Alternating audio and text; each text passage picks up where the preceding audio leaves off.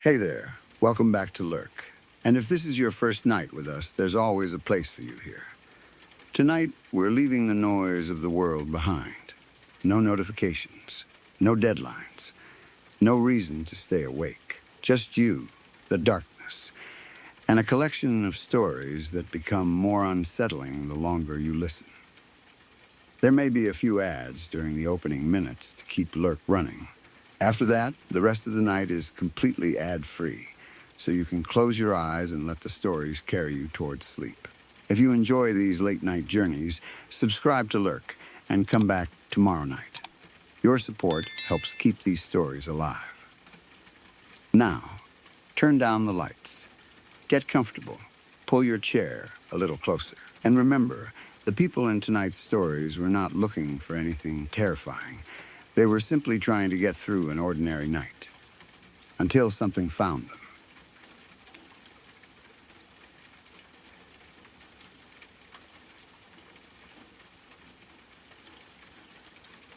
I live in a very remote part of Alaska, and I've experienced plenty of things out here that most people would probably consider frightening. Wild animals, extreme weather, long stretches of wilderness where there isn't another person for miles. But honestly, none of those things scare me as much as the silence. Not normal silence.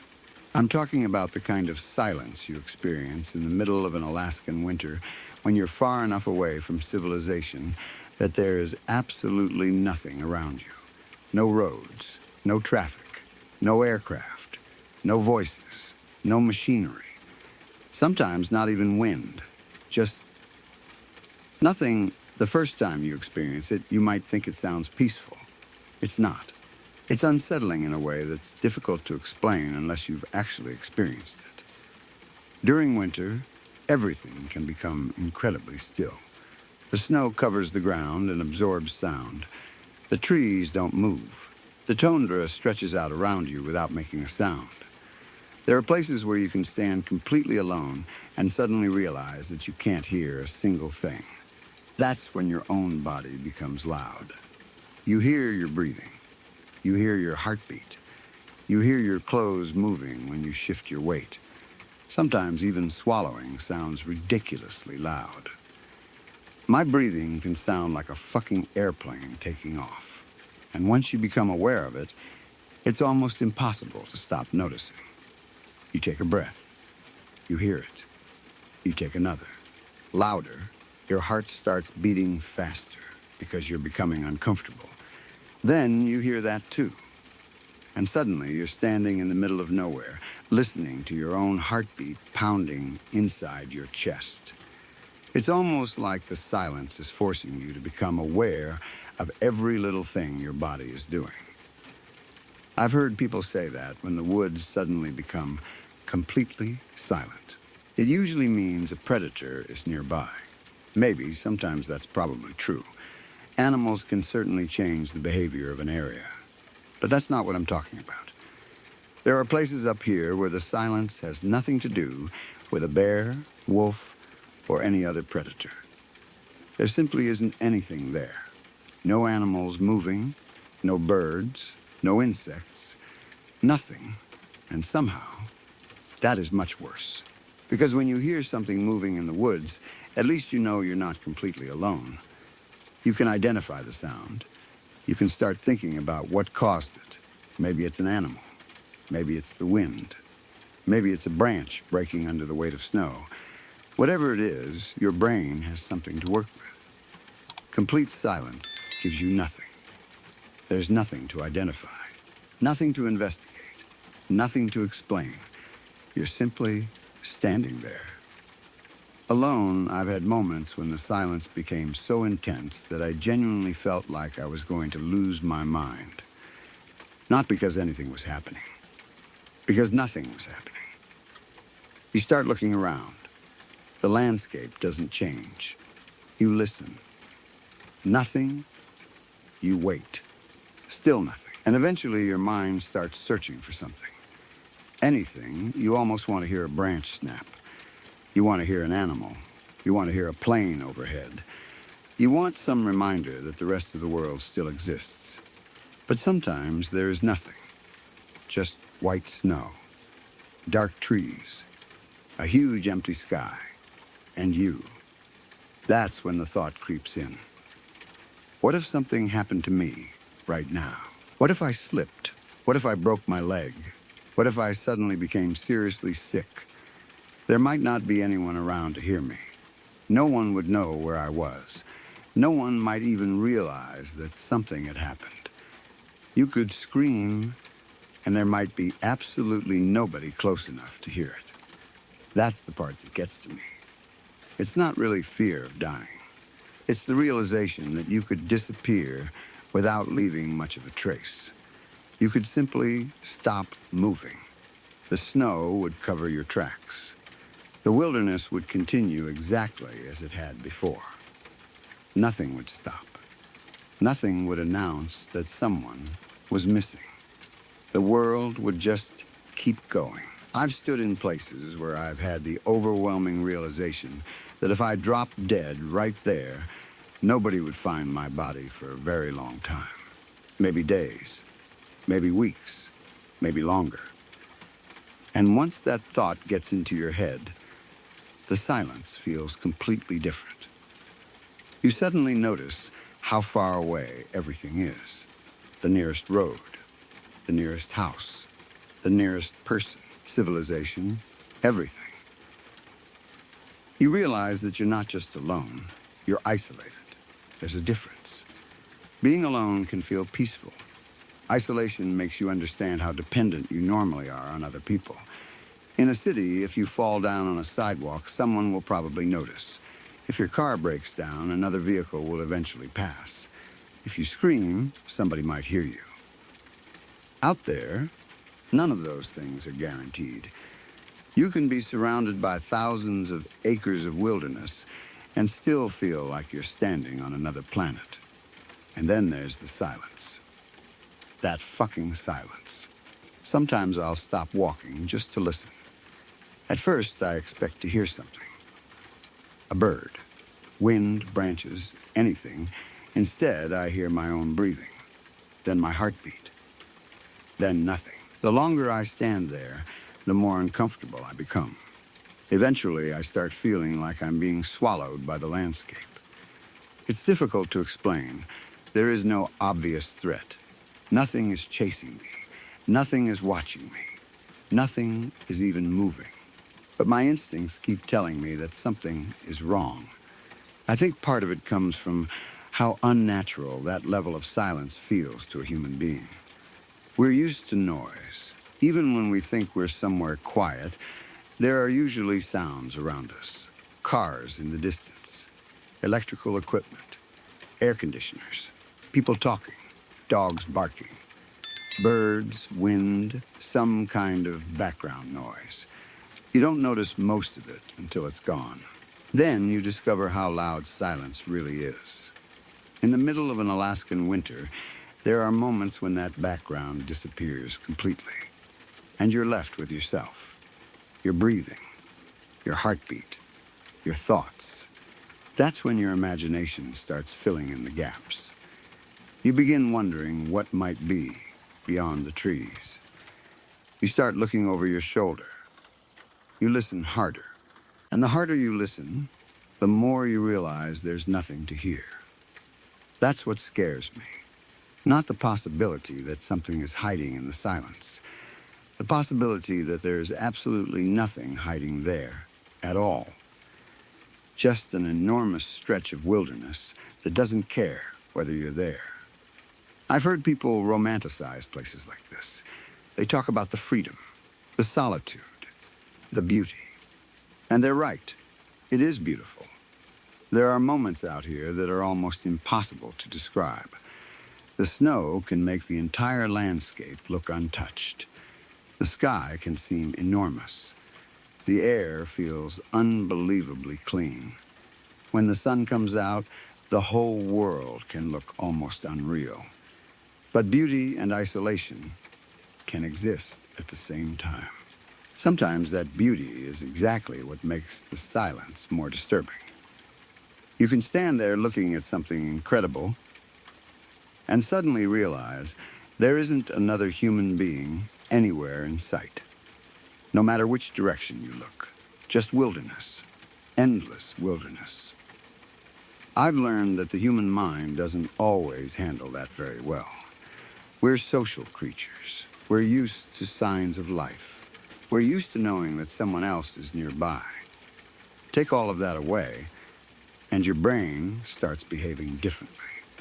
Every breath sounds enormous.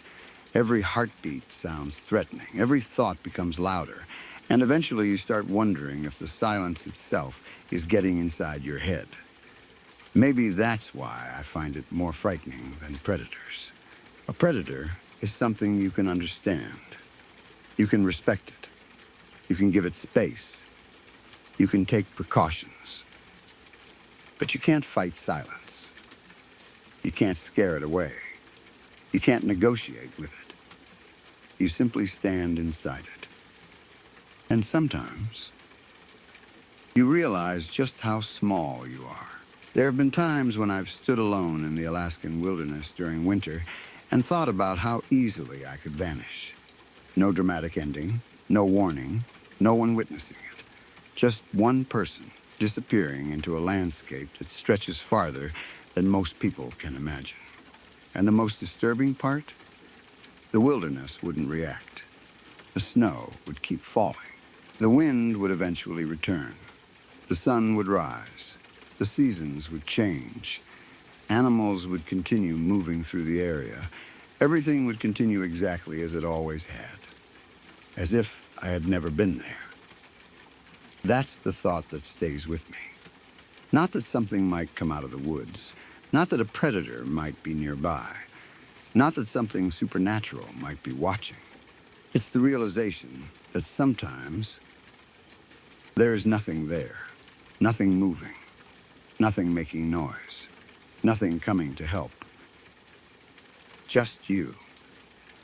And a silence so complete that you can hear your own heart beating. And when you finally start walking again, the sound of your boots breaking through the snow feels almost comforting. Because at least you're making noise. At least something is there. At least you know you're still here. And somewhere behind you, the silence simply waits for you to stop again.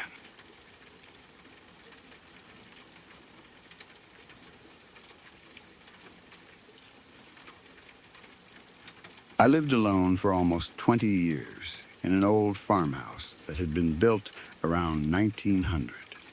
It was a big old house with a lot of history behind it, and I was only the third person to ever own it. From the moment I moved in, I knew there was something unusual about the place. I didn't discover it through some dramatic event. There was no door flying open on the first night, no voice calling my name, no terrifying figure standing beside my bed. It was much quieter than that. I would see something moving through the house, a dark figure, usually just out of the corner of my eye. Sometimes it would move from one room toward another. Other times I would catch the impression of someone standing somewhere and then realize there was nobody there.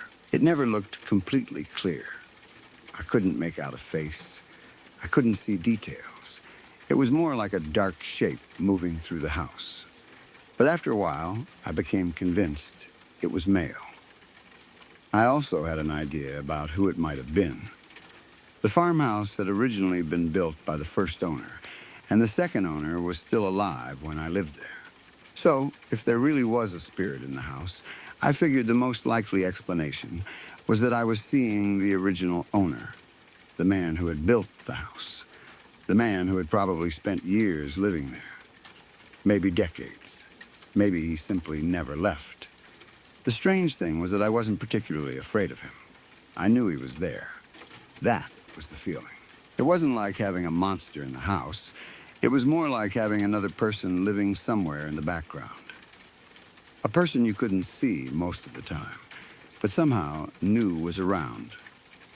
Eventually, I actually started talking to him. Not in some dramatic seance or anything like that. I just treated the situation almost like a strange roommate problem. I remember deciding that if he really wanted to stay, fine.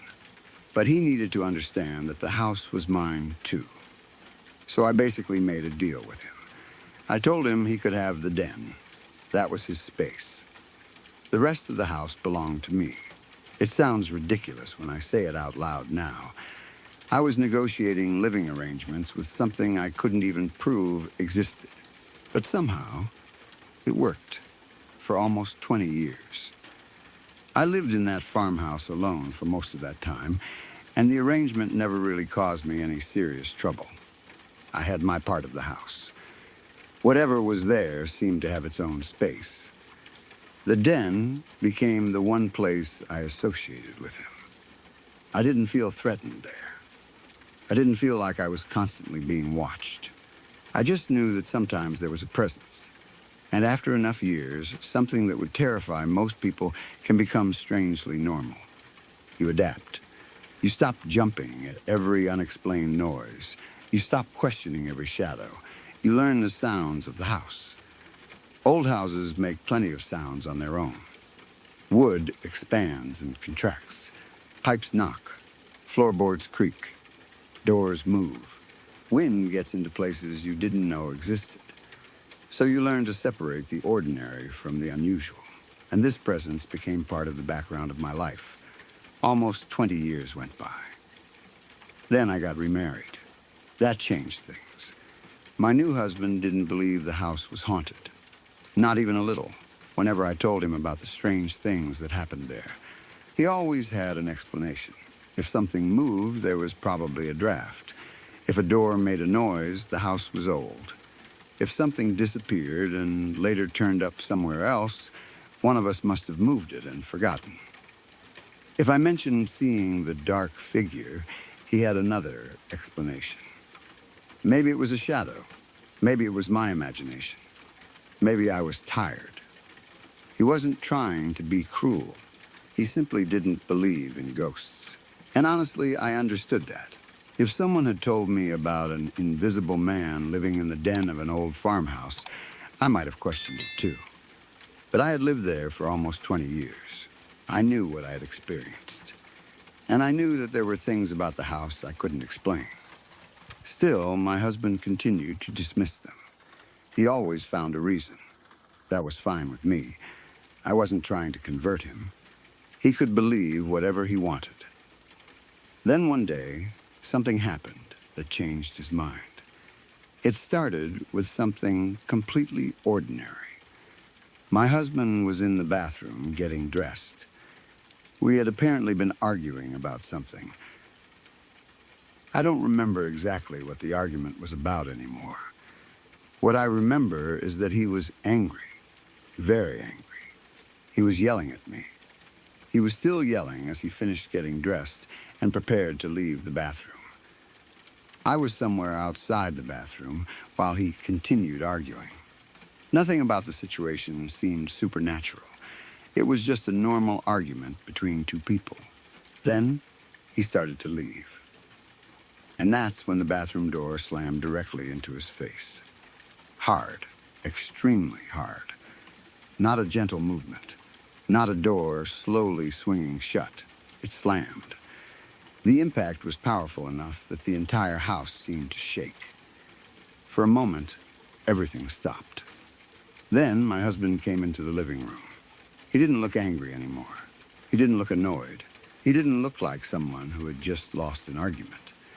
He looked terrified. There was absolutely no color in his face. He was pale, completely pale, and visibly shaken. The man who had spent all that time explaining away every strange thing in the house didn't have an explanation this time. He had been standing inside the bathroom. He knew what had happened. He had been there when the door slammed. And whatever had caused it, he couldn't simply dismiss it as something I had imagined. I remember looking at him and realizing that something had changed. He finally understood what I had been talking about all those years. He had always been the skeptic. Now he was the one standing there, trying to understand something he couldn't explain. I asked him what happened. He told me the door had slammed into him. hard, he was still trying to process it. I could tell from his expression that he wasn't exaggerating. He wasn't trying to scare me. He wasn't joking. He was genuinely shaken. And the strangest part was the timing. He had been angry. He had been yelling. He was leaving the bathroom. Then the door slammed. It wasn't simply a strange noise somewhere else in the house. It happened directly to him. And it happened with enough force that he felt the entire house shake. After that, he couldn't deny it anymore. He believed something was in that house. Maybe he didn't immediately know what it was. Maybe he still wasn't comfortable calling it a ghost. But he no longer believed every strange event could be explained away. For years, I had told him about the dark male figure. For years, he had brushed it aside. Now, he had experienced something himself. And suddenly, the stories didn't sound quite so ridiculous. We eventually sold the farmhouse. Life moved on. We left the old house behind. But my husband still talks about that incident. Even now, he remembers the bathroom door. He remembers how hard it hit him. He remembers the feeling of the house shaking. Most of all, he remembers how quickly the anger disappeared. 1 second, he was yelling. The next, he was standing in the living room, looking like he'd seen something he couldn't explain. And that's the part that makes the whole thing so strange to me. For almost 20 years, I lived with the presence in that house. I had seen the dark figure moving through the rooms. I had felt that someone was there. I had even made a kind of agreement with it. The den was its space. The rest of the house was mine. And for nearly 20 years, that arrangement seemed to work. Nothing about the relationship had ever become openly hostile. The presence never chased me. It never attacked me. It never threatened me. It was simply there, almost like an old resident who refused to move out. I sometimes wonder if the original owner really was still there. Maybe that is who I saw. Maybe he had spent so much of his life in that house that he simply remained attached to it. Maybe the den had been an important room to him. Maybe that was why I always seemed to associate his presence with that part of the house. Or maybe there was another explanation entirely. Maybe what I saw over the years wasn't a ghost. Maybe there was something about the old farmhouse that caused shadows and movement to appear in strange ways. Maybe my brain became so familiar with the house that it began turning ordinary movements into the image of a person. Maybe my husband simply experienced a powerful draft or a mechanical problem with the door. Old houses can do strange things. Doors can slam. Air pressure can change. Wood can shift. A door can suddenly move with surprising force. There are rational explanations for almost every individual part of the story. But the problem is that I didn't experience just one strange event. I lived there for nearly 20 years. The experiences continued throughout that time, and eventually they became so familiar that I stopped being frightened by them. That is probably what makes this story different from most haunted house stories. I didn't spend 20 years hiding from the ghost. I didn't sleep with the lights on. I didn't try to get the house blessed. I didn't constantly look over my shoulder. I simply lived there. And whatever was there seemed to live there too. We had an arrangement. At least, that's how I thought of it. The den belonged to him. The rest belonged to me. It was almost peaceful, until my husband came along. Maybe that's what changed everything. Maybe the presence had been comfortable with me because I respected the space. Maybe my husband didn't understand the rules.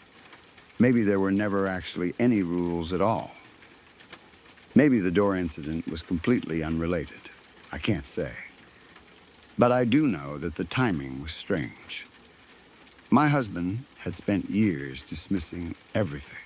Then, during an argument, when he was angry and shouting inside the house, the bathroom door slammed into him with enough force to scare him badly. I don't know whether the presence was reacting to him. I don't know whether it was simply coincidence. And I don't know whether ghosts can even become angry. But if the original owner really was still in that house, I sometimes wonder what he thought about everything that happened there after I moved in. Maybe he had watched me live there for years. Maybe he had gotten used to me. Maybe he considered me part of the house. Then someone new came along, a stranger, someone who didn't believe he existed, someone who was yelling inside the house.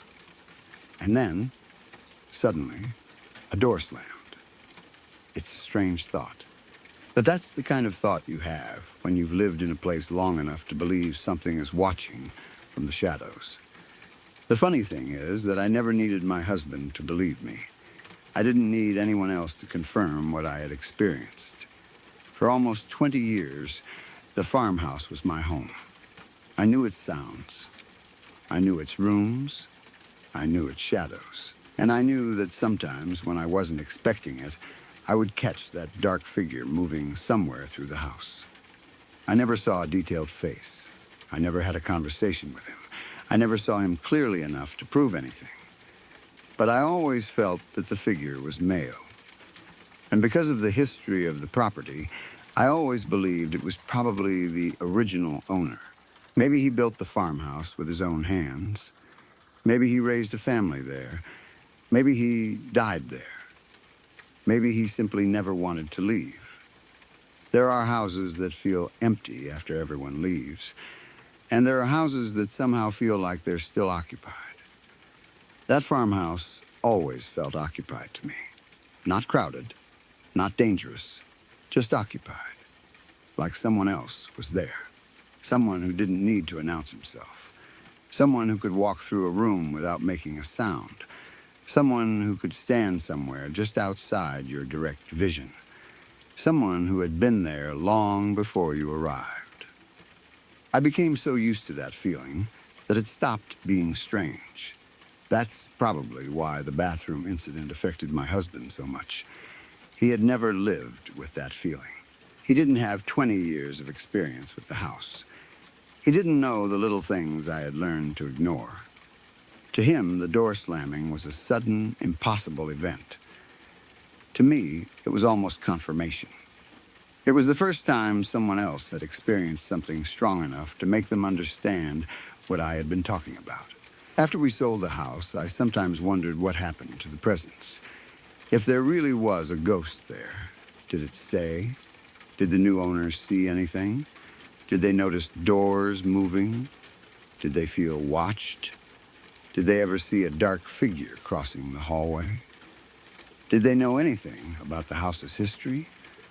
Or did everything simply stop when we left? I have no idea.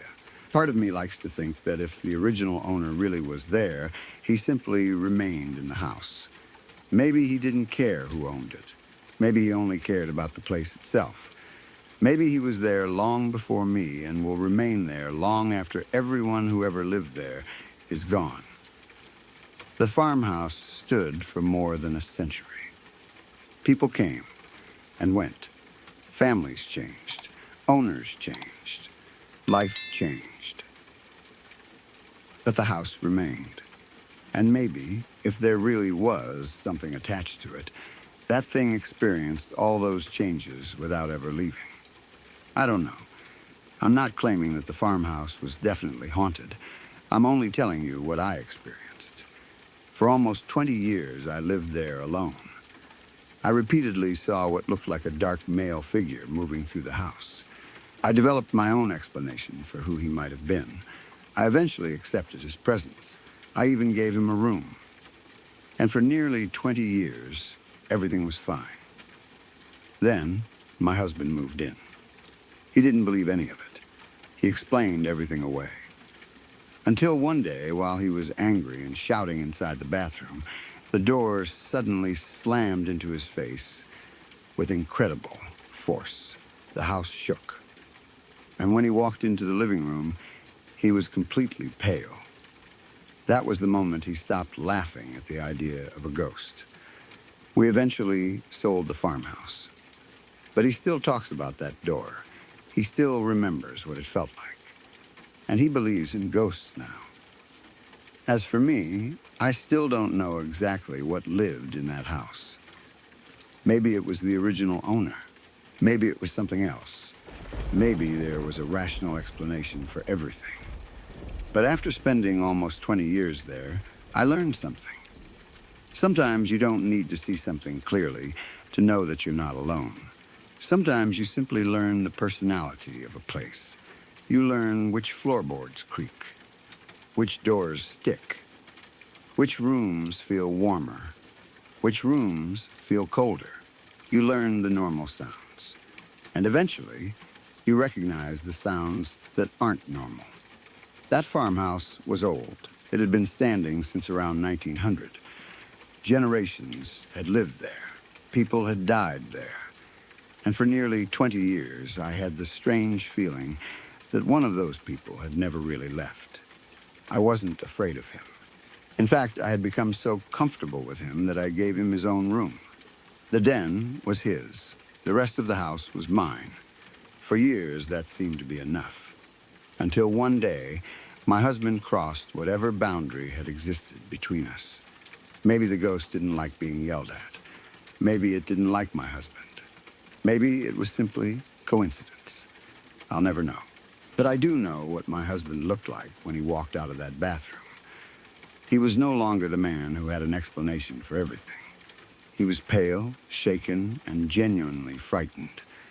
And from that day forward, he believed there was something in that old farmhouse. Maybe the original owner really was still there. Maybe he had been watching us the entire time. Maybe he was perfectly content to let us live there. And maybe, after nearly 20 years of peaceful coexistence, he finally decided to remind my husband that the house had another resident. Whatever the truth is, I'm glad I never had to find out exactly what happened in that bathroom. We left the farmhouse. We moved on. And the old house remained behind. But every once in a while, I still think about that dark figure moving silently through those old rooms. I think about the deal I made with him. His den. My house. Almost 20 years without a problem. And then I think about that bathroom door. The violent slam. The shaking walls, and my husband's face when he came running into the living room. Maybe the ghost was real. Maybe it wasn't. But after everything that happened in that house, I understand why my husband changed his mind. Sometimes it only takes one experience, one moment, one unexplained thing happening directly in front of you. And suddenly, all the stories you used to laugh at don't seem quite so funny anymore.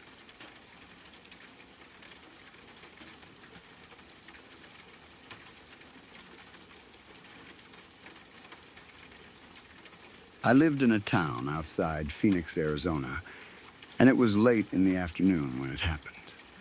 The sun was starting to set, and the day was slowly turning into evening. It was a completely ordinary day. I went out into my backyard to smoke a cigarette and spend some time with my dog. My dog loved playing fetch, so I grabbed the ball and started throwing it across the yard. There was nothing unusual about the evening. The weather wasn't doing anything strange. There was no storm, no loud traffic, no unusual activity in the neighborhood, just the normal sounds of a late afternoon. I was focused on my dog when something caught my attention. At first, I wasn't even sure what I had seen. It looked like a small, glowing orb. It came from the ground and shot directly upward into the sky. It happened so quickly that I almost ignored it. For a second, I thought maybe I had imagined it. Then another one appeared. The second orb followed almost exactly the same path. It came from the ground and shot upward into the sky. Then another one. And another. And another. At that point, I stopped throwing the ball. My dog was still waiting for me to throw it again, but I was completely distracted. I was staring upward, trying to understand what I was seeing. The orbs kept appearing, one after another. They would seem to come directly from the ground and then shoot upward into the sky. It wasn't just one strange light. It wasn't two. There were several, and they continued for minutes. At first, my brain desperately tried to find a normal explanation. The first thing I thought of was a Roman candle. That seemed reasonable. Maybe somebody nearby was setting off fireworks. The problem was that I couldn't hear anything. Nothing. If you've ever been around a Roman candle, you know there is usually a sound when it fires. You can hear the fizzing and popping as the projectile launches and travels through the air. I heard none of that. The backyard had become completely silent. No fizzing, no popping, no explosion. Nothing, just these little glowing objects shooting upward. I stood there watching them, trying to figure out where they were coming from. They appeared to rise from the ground. That was the part I couldn't explain. They weren't already floating in the sky. They weren't slowly drifting upward. They seemed to launch. They would appear low to the ground and then move rapidly upward into the sky. Then another would follow. Then another. It continued long enough that I couldn't simply dismiss it as something I had seen incorrectly. There were too many of them.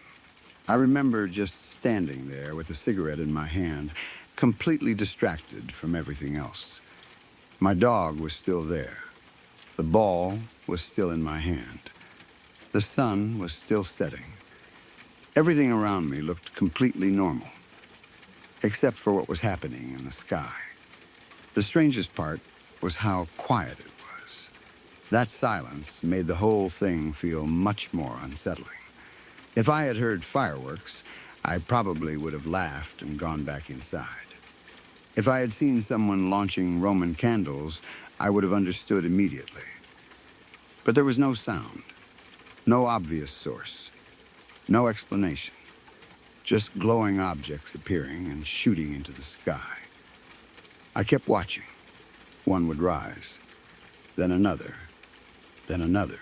It almost looked organized, but I couldn't say for certain that there was any pattern.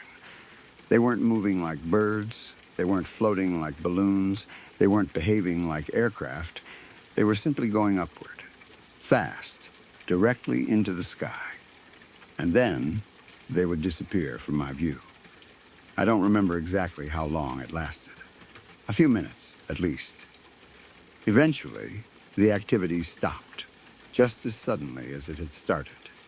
No more orbs, no more lights, nothing. The sky returned to normal. The backyard became ordinary again. My dog was still standing there, waiting for me. I remember looking at him almost as if I expected him to somehow explain what I'd just witnessed. Of course, he didn't. He just wanted me to throw the ball. I eventually did, but my mind wasn't really on the game anymore. I kept looking toward the sky. I kept thinking about those lights. What were they? Where had they come from? Why had they been completely silent? And why did they appear to be coming directly from the ground? I tried to come up with explanations afterward. Maybe they were fireworks. That was still the most obvious possibility. Maybe there was some kind of event happening nearby. Maybe I was too far away to hear the sound. Maybe the wind carried the noise in another direction. Maybe the lights were farther away than they appeared. Distance can be difficult to judge when you're looking at small lights against a darkening sky. Maybe what looked like objects launching from the ground were actually something else entirely. I considered all of that, but none of the explanations completely satisfied me. The silence bothered me most. I couldn't shake the memory of standing there and seeing those lights rise without hearing anything. No sound at all. It wasn't just that the orbs were quiet. The entire area seemed quiet, almost unnaturally quiet.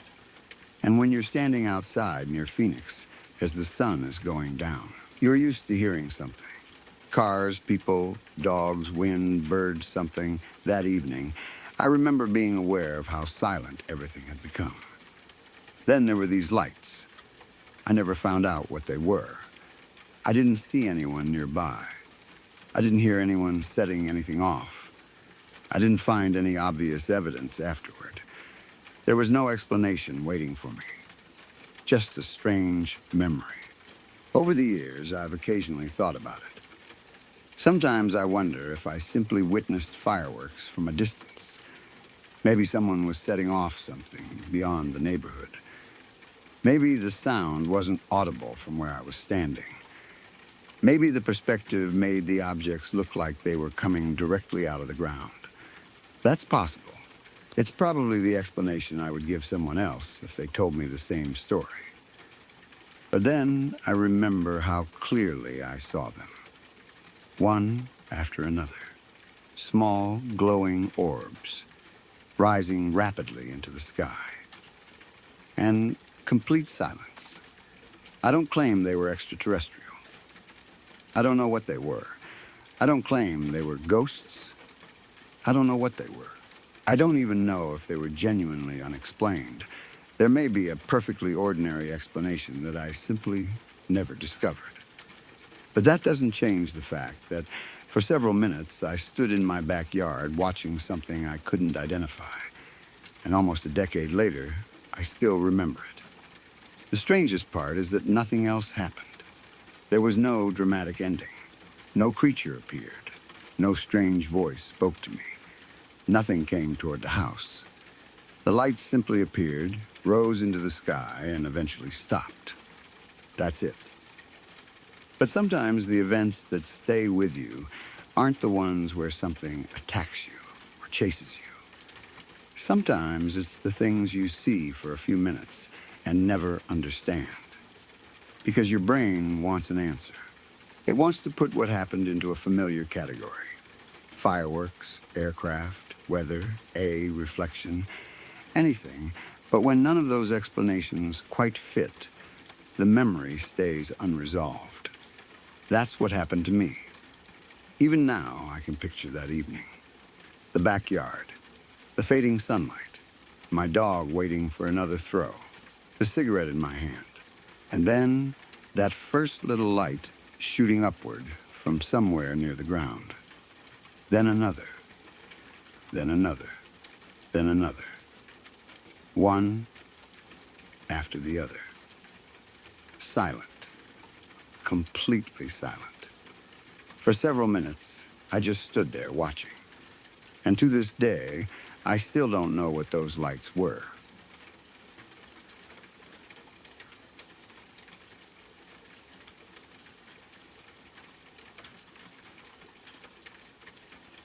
I used to clean houses for a living, and over the years I worked in all kinds of homes.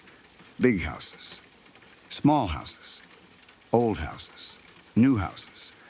Some were spotless and easy to work in, while others looked like they had been neglected for years. After a while, you get used to being alone in someone else's house. You stop noticing every little sound. A pipe might knock. A floorboard might creak. A door might move slightly when the air conditioning turns on. You learn not to react to every strange noise because there's usually a normal explanation. That was why what happened to me in one particular house has stayed with me for so many years. It wasn't something I heard. It wasn't something that slowly developed over several hours. It was something I saw. And I saw it so clearly that even now, whenever I remember it, I can still picture the image almost like a photograph. The house was an all-brick ranch-style home. Nothing about it seemed unusual when I arrived.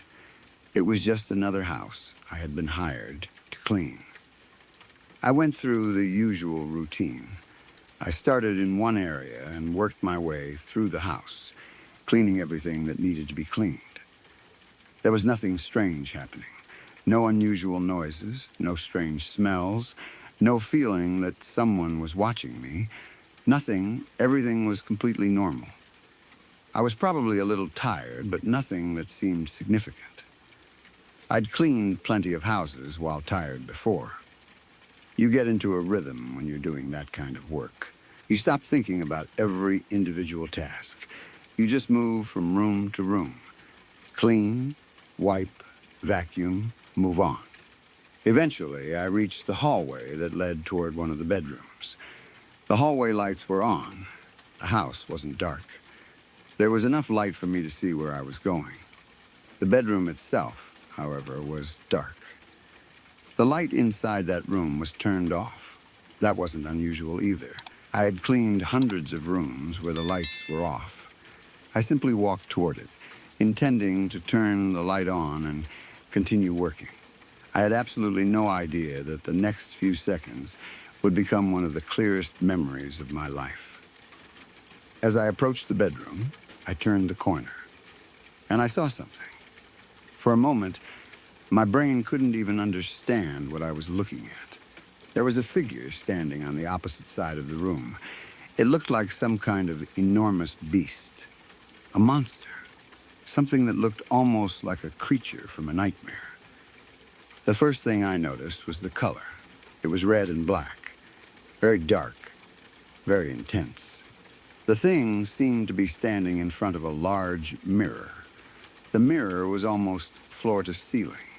It was a huge mirror, but somehow the creature looked even bigger than the mirror itself. That doesn't make sense. I know it doesn't. That's one of the reasons the memory is so difficult to explain. The proportions seemed wrong. The figure looked distorted. It wasn't simply a person wearing something strange. It wasn't an animal. It wasn't anything I could identify. It looked like some kind of giant red and black beast, and it was staring directly at me. There was no question in my mind that I was being watched. The moment I saw it, I felt something that I can only describe as absolute dread. A terrible cold feeling went through me. It wasn't just that the room felt cold. It felt like the cold came from whatever I was looking at. It was an overwhelming physical reaction. My entire body seemed to recognize danger before my mind could process what was happening. And then, almost at the exact same moment, I reached for the light switch. I was turning the bedroom light on as I entered. The whole experience probably lasted no more than a second or two, maybe even less. One moment, I was walking around the corner. The next, there was this enormous creature standing across the room. Then the light came on, and it was gone. Just gone. There was no creature, no monster, no red and black figure. Nothing, just the bedroom, the mirror, the furniture, the ordinary room I had expected to see. I stood there staring. I remember my mouth being open. I remember being completely unable to move for a moment. I was so shocked that I didn't immediately understand what had happened. My eyes kept searching the room. I looked toward the mirror, then toward the corners, then back toward the place where I had seen the creature. Nothing. The room looked completely normal. But I wasn't normal anymore. I was terrified. I remember tears coming to my eyes, not because I was crying emotionally. It was more like my body had reacted before I had any control over it. My eyes watered from the shock and fear. I stood there trying to understand what I had just seen. Maybe I had imagined it. Maybe I was overtired. Maybe something about the darkness had created an illusion. Maybe the light changing as I entered the room had made my brain interpret shadows in some bizarre way. I tried to find an explanation, but there was nothing obvious. The room wasn't filled with strange objects. There wasn't a person hiding behind the furniture. There wasn't anything that looked remotely like the creature I had seen. And the strangest part was the mirror. The creature had appeared to be standing directly in front of it. The mirror was huge, almost the entire height of the wall. Yet the thing had somehow seemed larger than the mirror, bigger than it should have been. Its proportions were completely wrong. That is the part that makes the memory feel almost dreamlike. But I wasn't asleep. I was working.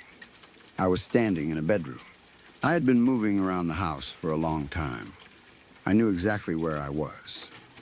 And then, for 1 or 2 seconds, something appeared in front of me that didn't seem to belong in the physical world at all. I didn't stay there to investigate. I didn't tell myself to be brave. I didn't walk closer to the mirror. I didn't start looking for some rational explanation. I gathered my things, and I left. Immediately, I didn't finish cleaning the house. I didn't care. Whatever had happened in that room, I wanted no part of it. I remember leaving the house with my mind racing. I kept replaying the image, again, and again, and again. What had I seen? Why had it looked like that? Why red and black? Why did it look so enormous? Why had it been standing in front of the mirror? Why did I feel such overwhelming dread? And why did it disappear the instant the light came on? I couldn't answer any of those questions. For a while, I tried to convince myself that I had simply been exhausted. That was the explanation I preferred. It made sense. If you're tired enough, your brain can make mistakes. You can misinterpret shadows. You can experience brief visual distortions. You can think you've seen movement when nothing moved. Maybe that was all it was. Maybe I had turned the corner at exactly the wrong moment. The room was dark. My eyes were adjusting. The hallway was illuminated. I was moving between different levels of light. Perhaps my brain filled in the darkness with something terrifying. That would explain the brief duration. It would explain why the creature disappeared when the light came on. It would explain why there was no evidence of anything afterward. It was the most reasonable explanation. But there was still one problem. The image had been incredibly clear. It wasn't like seeing a vague shadow in the corner of my eye. It wasn't a quick movement that I couldn't identify. I saw a creature. I saw its shape. I saw the colors. I saw how large it appeared. I saw where it was standing. And I saw it looking at me. The memory stayed. Years passed, and I still remembered it. Not the entire house, not the rest of the cleaning job, not what I had eaten that day, not what I did immediately before arriving. None of those details stayed with me. But that creature did. It remained in my mind like a snapshot. Every time I remembered the incident, the same image appeared. Red, black, huge, distorted, standing in front of the mirror, watching me. Sometimes I wondered whether my subconscious had noticed something before I consciously understood it. Maybe there was something in the room that felt threatening. Maybe some environmental detail triggered a fear response. Maybe the combination of darkness, the mirror, exhaustion, and movement caused my brain to create an image that represented danger. The human brain is incredibly complicated. It doesn't simply record reality like a camera. It constantly interprets information. It predicts what should be there. It fills in missing details. It reacts to potential threats before we're consciously aware of them. That could explain the feeling of dread. Maybe my brain detected something unusual in the environment and responded by producing the most frightening image it could. An enormous, hostile-looking creature. Something that looked almost like an orc from a fantasy movie. Something that represented danger. Maybe that was all it was. A warning from my own nervous system. A visual hallucination created for a fraction of a second. A mistake. A glitch. An illusion. I don't know. But even that explanation doesn't make the memory less frightening. Because whatever the cause was, the fear was real. That part is undeniable. My body reacted instantly. Before I had time to think. Before I had time to decide whether I was scared. My body had already decided. Danger, get away. And I did. I've thought about the mirror many times since then. There's something about mirrors that makes experiences like this feel worse. A mirror is supposed to show you reality. It reflects whatever is in front of it. That's what makes them so ordinary. You look into one, and you see yourself. A room appears behind you, a doorway, furniture, whatever happens to be in the space. There's nothing mysterious about that. But when you see something impossible standing in front of a huge mirror, your brain doesn't know what to do with it. I sometimes wonder what I would have seen if I had looked into the mirror instead of directly at the creature. Would its reflection have been there? Would the mirror have shown an empty room? Would I have seen something completely different? Would the creature have looked normal in the reflection? I will never know. And I'm glad I didn't stay long enough to find out. Because at the time, I didn't think about any of those questions. I wasn't curious. I wasn't trying to understand the phenomenon. I was terrified. There is a difference between being fascinated by something strange and being genuinely afraid for your safety. This was the second one. I wanted out. Nothing else mattered. For years, I occasionally wondered whether I should have gone back. Maybe I should have returned during the daytime. Maybe I should have examined the room carefully. Maybe I should have looked behind the furniture. Maybe I should have taken a photograph of the mirror. Maybe I should have told the homeowner exactly what happened. But the longer I thought about it, the more I realized that I probably made the right decision. There was nothing to investigate. Whatever I saw lasted only seconds. By the time the light was on, there was nothing there. If I had gone back into that room later, I probably would have found exactly what I expected to find. A normal bedroom, a large mirror, normal furniture, normal walls, normal lighting, and absolutely no explanation for what I had seen. That might have been even more frustrating. Because sometimes the absence of evidence doesn't make an experience disappear. It makes it harder to process. You can't point to something and say, there it is. You can't show anyone a photograph. You can't recreate it. You can't prove anything happened. All you have is your memory. And your memory keeps showing you the same image. The red beast, the black shape, the mirror, those eyes, that terrible cold feeling. The brief moment when I was convinced something monstrous was standing across the room. Then, the light, and nothing. I've tried to imagine what an ordinary object could have looked like in that situation. Maybe there was a large piece of furniture. Maybe clothing was hanging somewhere. Maybe the mirror reflected something from another room. Maybe the fading light created unusual shadows. Maybe I was simply more tired than I realized. Any of those things could have contributed, but none of them explain the exact image in my memory. That's where my uncertainty remains. I don't believe every strange experience is paranormal. Far from it. People see things incorrectly all the time. Our eyes and brains are not perfect. Sleep deprivation can do strange things. Stress can affect perception. Fear can change what we notice. Even something as simple as walking from a bright hallway into a dark room can temporarily confuse your vision. So I don't tell people that I definitely saw a supernatural creature. I can't prove that. Maybe I didn't. Maybe the entire thing happened inside my own perception. But if that's what happened, it was still one of the most intense visual experiences I've ever had. And it lasted only seconds. That's the part I find most interesting. Something that lasted perhaps 1 or 2 seconds has stayed with me for years. Most of the details of an ordinary day disappear almost immediately. But that image never did. It became permanently attached to my memory.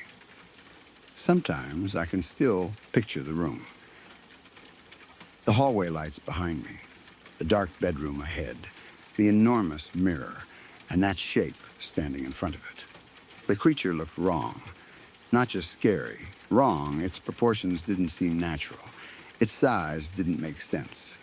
It looked larger than the mirror behind it, even though the mirror itself was almost floor to ceiling. The colors were intense, red and black, and the entire figure seemed to carry this feeling of hostility. I don't remember it moving, I don't remember it speaking. I don't remember it making a sound. It simply stared. And somehow, that was enough.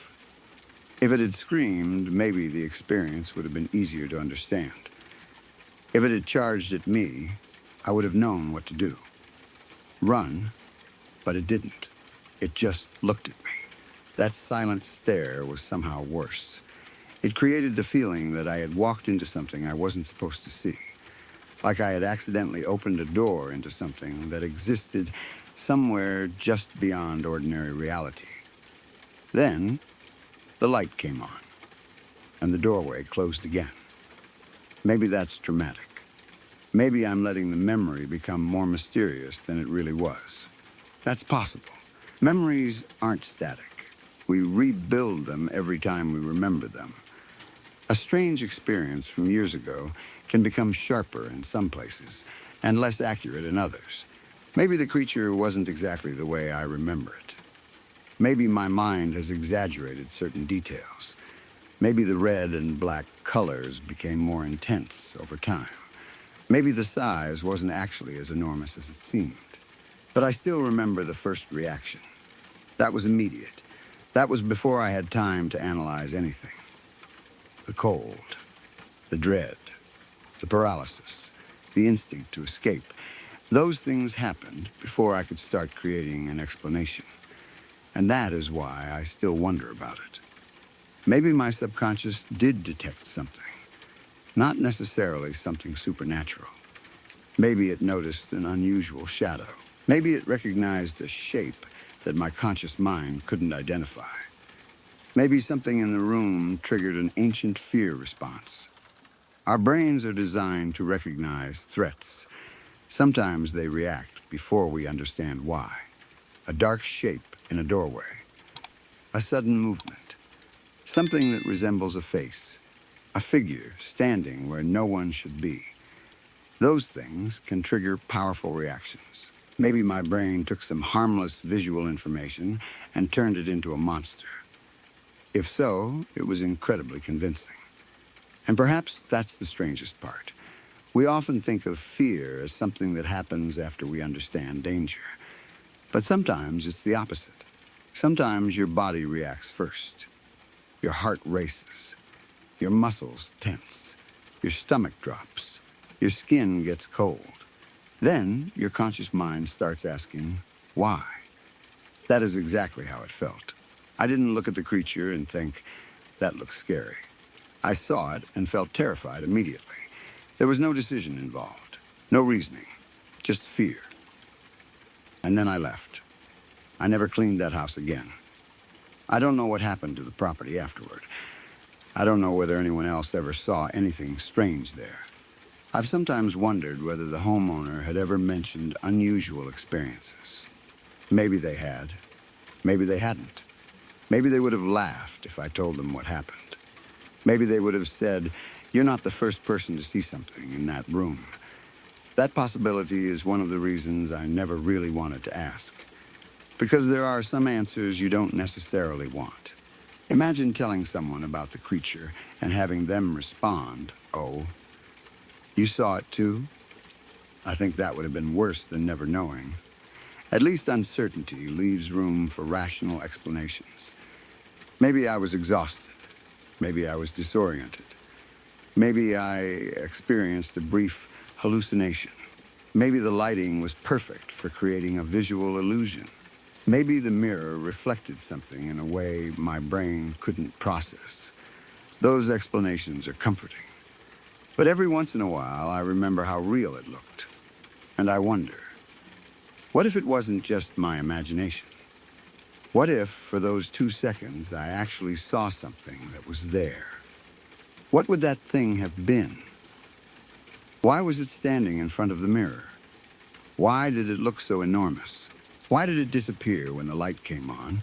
And why did I feel such an intense sense of danger? I don't have answers. I probably never will. And honestly, I'm okay with that. Some experiences don't need to be solved. Sometimes you see something strange, you get scared, and you leave.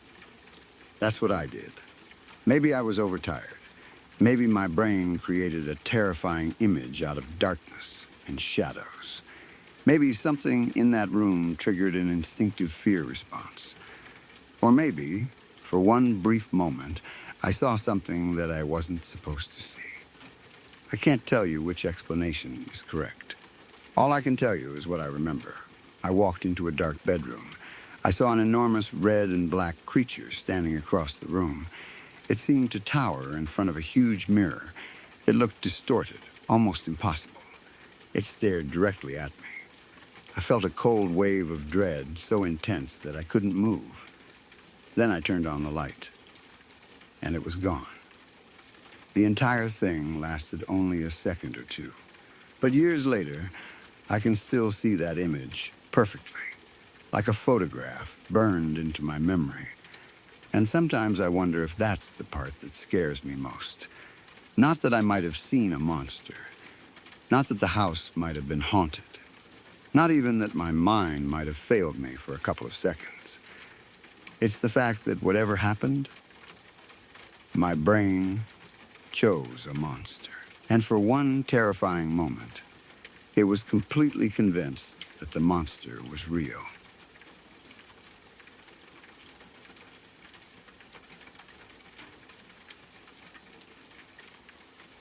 I was a child when I saw something in my grandparents' bedroom that I still remember clearly. My grandparents had a ranch in Wilcox, and whenever we visited, my sister and I would spend time there together. The ranch was the kind of place that felt completely different from the normal world. There was plenty of open land, quiet surroundings, and very little of the noise you would normally hear in a town or city. As a kid, I loved being there. I didn't spend my time worrying about strange things. I was just enjoying being somewhere different. One night, my sister and I were in the bedroom together. Everything seemed normal. There was nothing happening that would have made either of us expect anything unusual. Then, I noticed something. There was an orb floating at the end of the bed. At first, I wasn't sure what I was looking at. It wasn't something sitting on the floor. It wasn't a lamp. It wasn't a reflection that I could immediately identify. It was simply there. Hovering, the object seemed to be suspended in the air at the end of the bed. It wasn't moving around the room. It wasn't flying from one side to the other. It just hovered there. I remember staring at it because I couldn't understand what it was. As a child, you don't have the vocabulary or experience to explain something like that. You see something strange, and your first instinct is usually to ask someone older what it is. So I looked toward my sister. The strange thing is that she saw it too. She knew exactly what I was looking at. That immediately made the experience different. If I had been alone, I could have convinced myself that I had imagined it. Maybe I was tired. Maybe I had seen a reflection. Maybe there was a light coming through a window. Maybe my eyes were playing tricks on me. But my sister was there. She could see it too. I asked her what it was. She didn't know. She couldn't explain it. There was no obvious answer. Instead, she basically told me to ignore it. She didn't know what the thing was, and apparently, she didn't want to find out. So that's what we did. We tried to ignore it. The orb remained there for a while, hovering at the end of the bed. I remember feeling uneasy, not necessarily terrified. It wasn't attacking us. It wasn't coming closer. It wasn't making a sound. It was simply there, and somehow that made it stranger. There was no obvious reason for it to be there. It didn't behave like an ordinary object. It just hovered in the darkness at the end of our bed. My sister and I eventually stopped focusing on it. I don't remember exactly how it disappeared. I don't remember seeing it suddenly shoot away. I don't remember it fading out. I simply remember that it was there, and eventually it wasn't. That's probably the most frustrating part of the memory. There was no explanation, no dramatic ending, no discovery the next morning. Just an unexplained object that appeared in the bedroom while we were there. I've thought about it many times since then. As an adult, I can come up with plenty of possible explanations. Maybe it was a reflection. Maybe some outside light was hitting something in the room. Maybe it was dust or an insect catching the light. Maybe our eyes were adjusting to the darkness and creating the impression of a glowing object. There are many perfectly normal possibilities, and honestly, one of them may be the correct answer. But I can't completely dismiss the experience because my sister remembers it too. That's the detail that has always stayed with me. We both saw the same thing. Neither of us knew what it was, and neither of us could explain why it was hovering at the end of the bed. We didn't have any reason to invent the story. We were children. We weren't trying to scare each other. My sister's reaction wasn't to make the situation more dramatic. She simply told me to ignore it. Maybe she was trying to convince herself that if we didn't pay attention to it, it would go away. And eventually, it did. I've never seen that orb again. Not at the ranch. Not anywhere else. There was never another incident like it. But whenever I think about my grandparents' ranch, that memory comes back. I can still picture the bedroom. I can still remember looking toward the end of the bed, and I can still remember that strange object just hovering there. No sound, no movement, no explanation. Just a small, unexplained presence floating in the darkness. Maybe it was nothing. Maybe there was a completely ordinary explanation that two children simply didn't understand. Or maybe we really did see something that night that doesn't have an easy explanation. I honestly don't know. But one thing makes the memory harder to dismiss. I wasn't alone. My sister saw it too. And even after all these years, neither of us has ever figured out what that strange orb was doing at the end of our bed that night.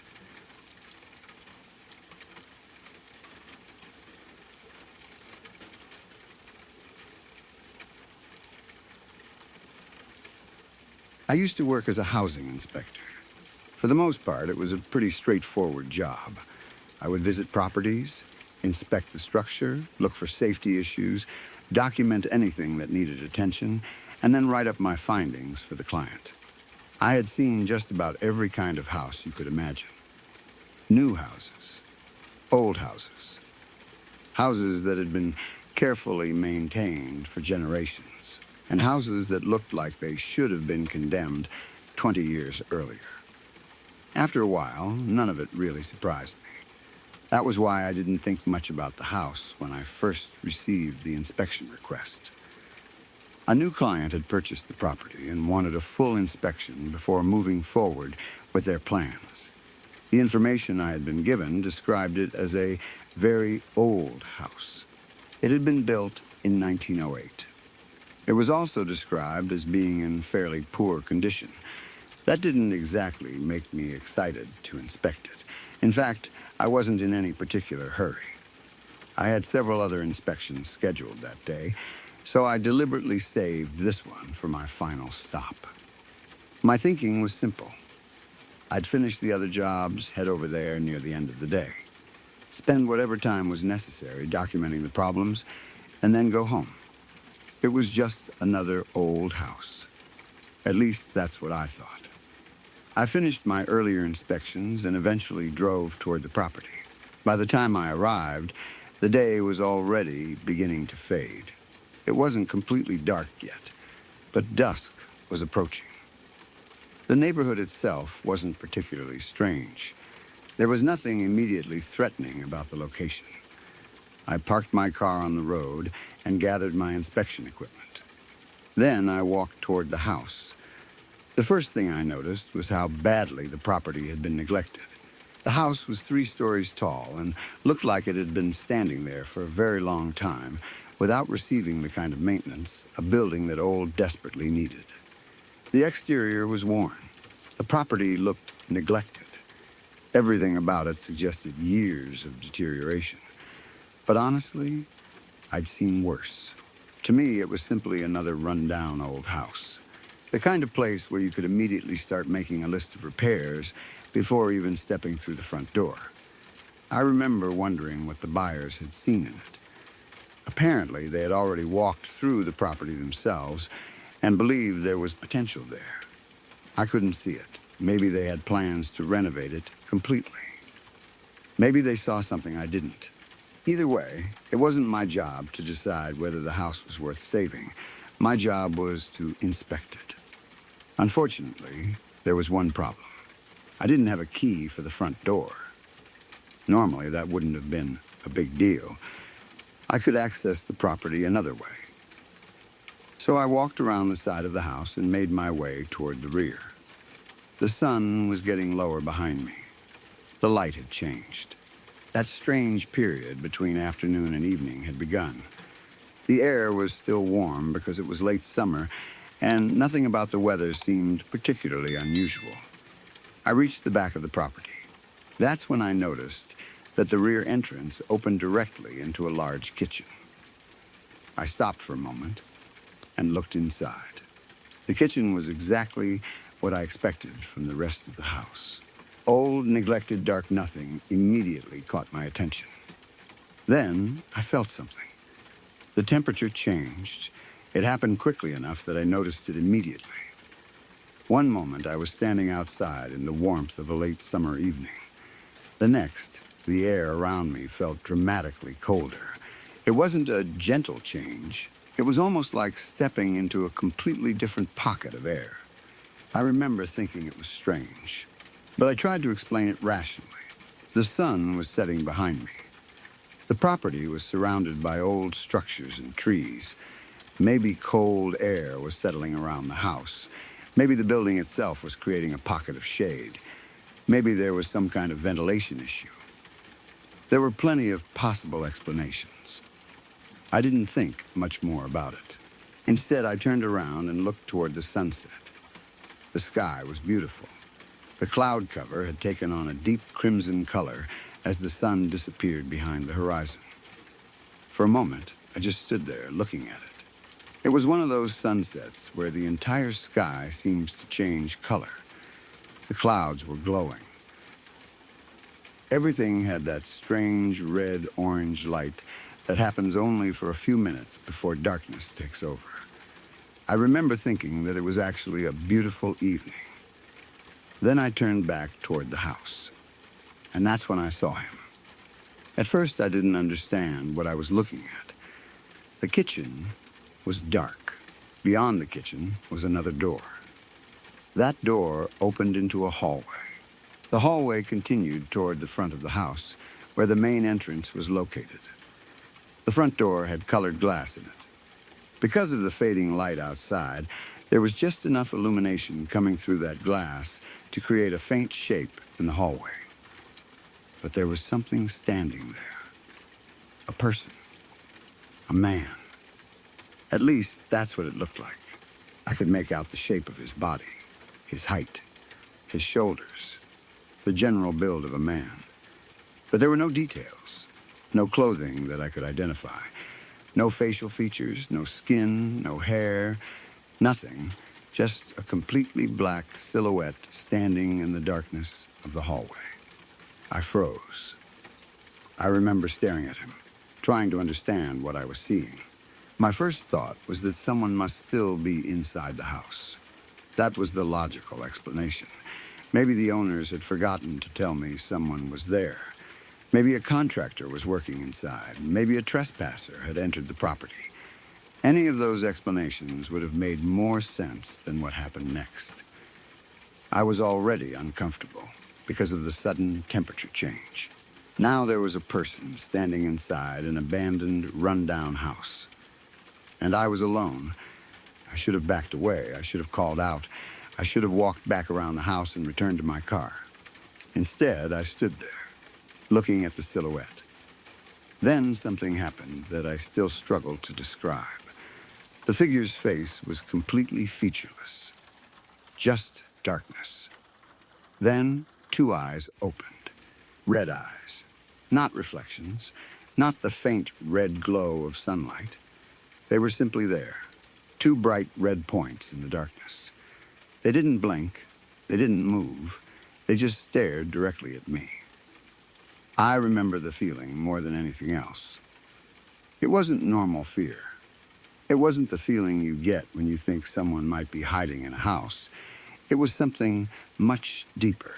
Every instinct I had told me to run. My body was telling me that I was in danger. Something was very, very wrong. But I couldn't move. I was completely frozen. I stood there staring at those red eyes. And those eyes stared back. There was no expression, no movement, no sound, nothing, just that silhouette and those two glowing red eyes.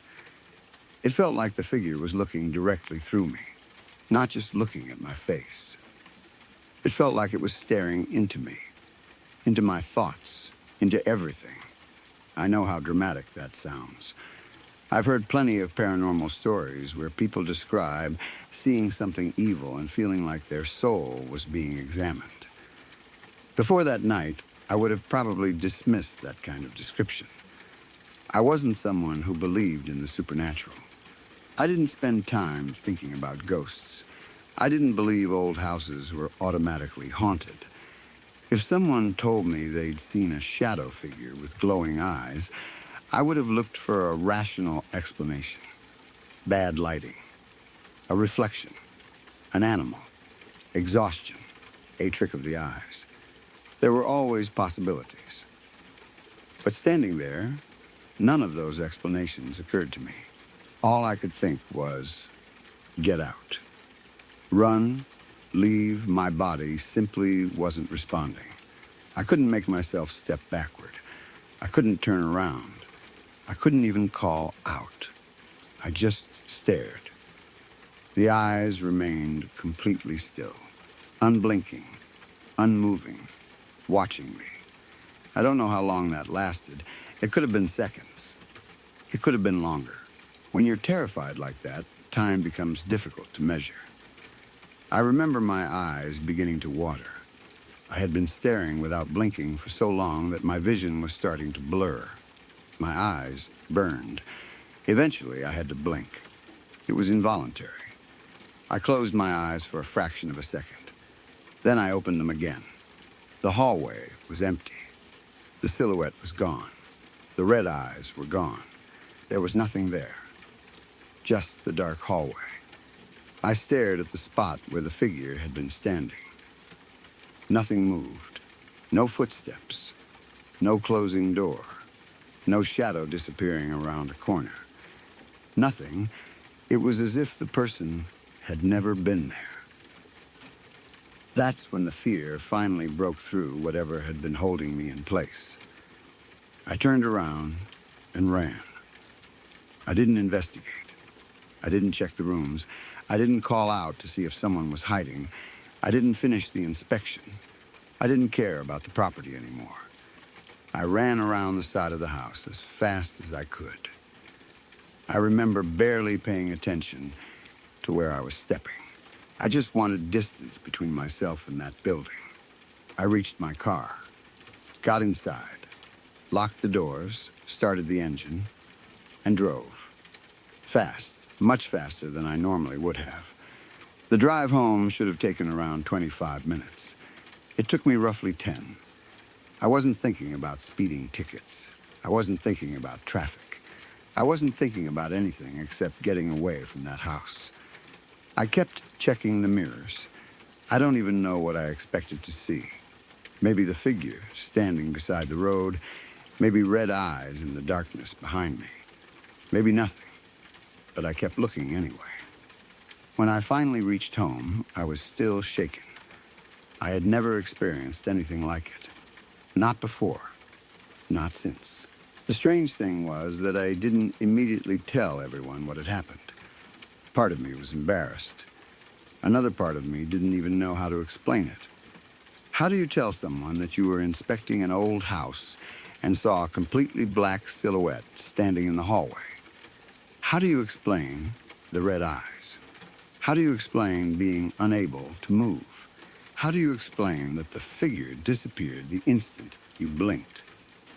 There was no way to make it sound reasonable. So I did what I knew how to do. I focused on the job. I wrote my inspection report. The house had serious structural problems.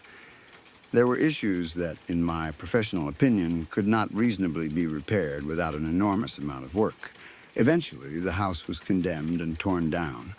I never had to go back inside. I was more than happy about that. The property was eventually redeveloped. Where the old three-story house once stood, a new housing unit was built. 6 three-bedroom homes now occupy the area. The old building is gone, completely gone. No hallway, no kitchen, no colored glass front door, no dark figures standing between the rooms. Nothing remains of the house I saw that evening, at least nothing physical. But over the years, I heard some interesting things. People who worked on the new development occasionally told stories about the property. Tradesmen who had been there at night mentioned feeling strange. Some talked about sudden cold spots. Others said they felt uncomfortable whenever they were working there after dark. More than one person mentioned experiencing a cold chill for no obvious reason. None of them knew what I had seen. At least, not at first. I never told them the details. Eventually, I did some research into the history of the original property. I wanted to know whether there was anything unusual about the house. Maybe someone had died there. Maybe there had been a murder. Maybe there was some historical event connected to the property. I searched through whatever records I could find. Nothing immediately stood out. There was no dramatic history, no famous murder, no notorious crime, nothing that explained what I'd seen. That almost made it worse. If I had discovered some terrible history connected to the property, at least I'd have something to attach the experience to. Instead, I had nothing. Just an old house, built in 1908. A house that had stood for more than a century. A house that had eventually fallen into severe disrepair. And one evening, an inspector had apparently seen something standing in its hallway. Something that looked like a man. Something with red eyes. I've spent a lot of time trying to find another explanation. I still do. I consider myself skeptical. Even now. I'm not someone who automatically believes every story about ghosts, spirits, demons, or paranormal encounters. There are too many things in the world that can fool the human senses. Lighting can be deceptive. Peripheral vision is unreliable. The brain constantly fills in missing information. Fear can make ordinary things appear extraordinary. Exhaustion can cause hallucinations. Stress can affect perception. There are countless ways the human mind can misinterpret something. And maybe that's exactly what happened to me. Maybe the fading sunlight created a strange shadow. Maybe my eyes interpreted some object in the hallway as a person. Maybe the red color came from the sunset shining through the colored glass. Maybe my brain combined those details into something terrifying. That's possible. I've never ruled it out. But there are two things I can't get past. The first is how real the figure looked. The second is how I felt when those eyes appeared. I've been frightened before. I've been in dangerous situations. I've been around unstable buildings. I've been in places where I knew something could go wrong. This was different. There was something about those eyes that triggered an instinct I can't really describe. It wasn't simply fear. It was the absolute certainty that I needed to get away. Immediately, my entire body seemed to understand something before my conscious mind did. Run, and when I couldn't move, that was almost worse. I remember staring at the figure and thinking that if it took one step toward me, I was going to lose my mind. But it didn't move. It just watched. That detail still bothers me. It didn't chase me. It didn't attack. It didn't make a sound. It simply stood there, watching, almost as though my reaction was exactly what it wanted to see. And then I blinked, and it was gone. I've never experienced anything similar since.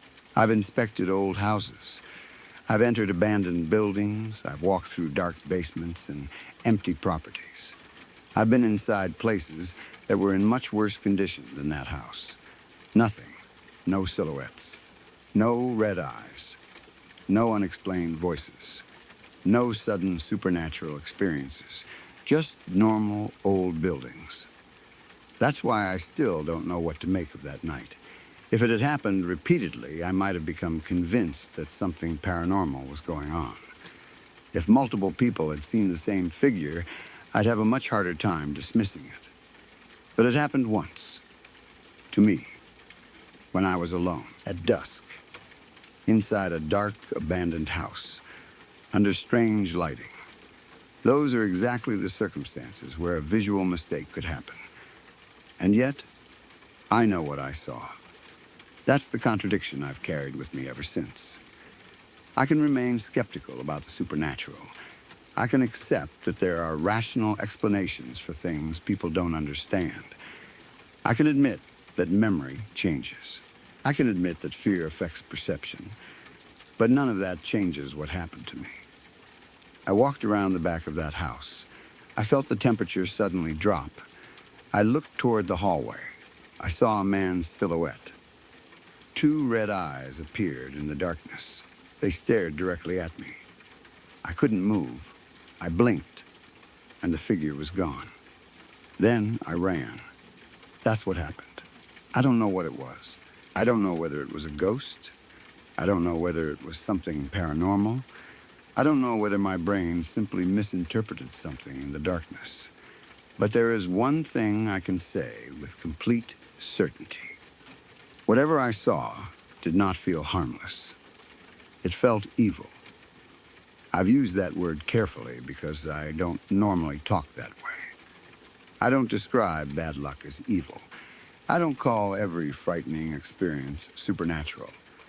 But that figure, that presence, those eyes, everything about it felt wrong.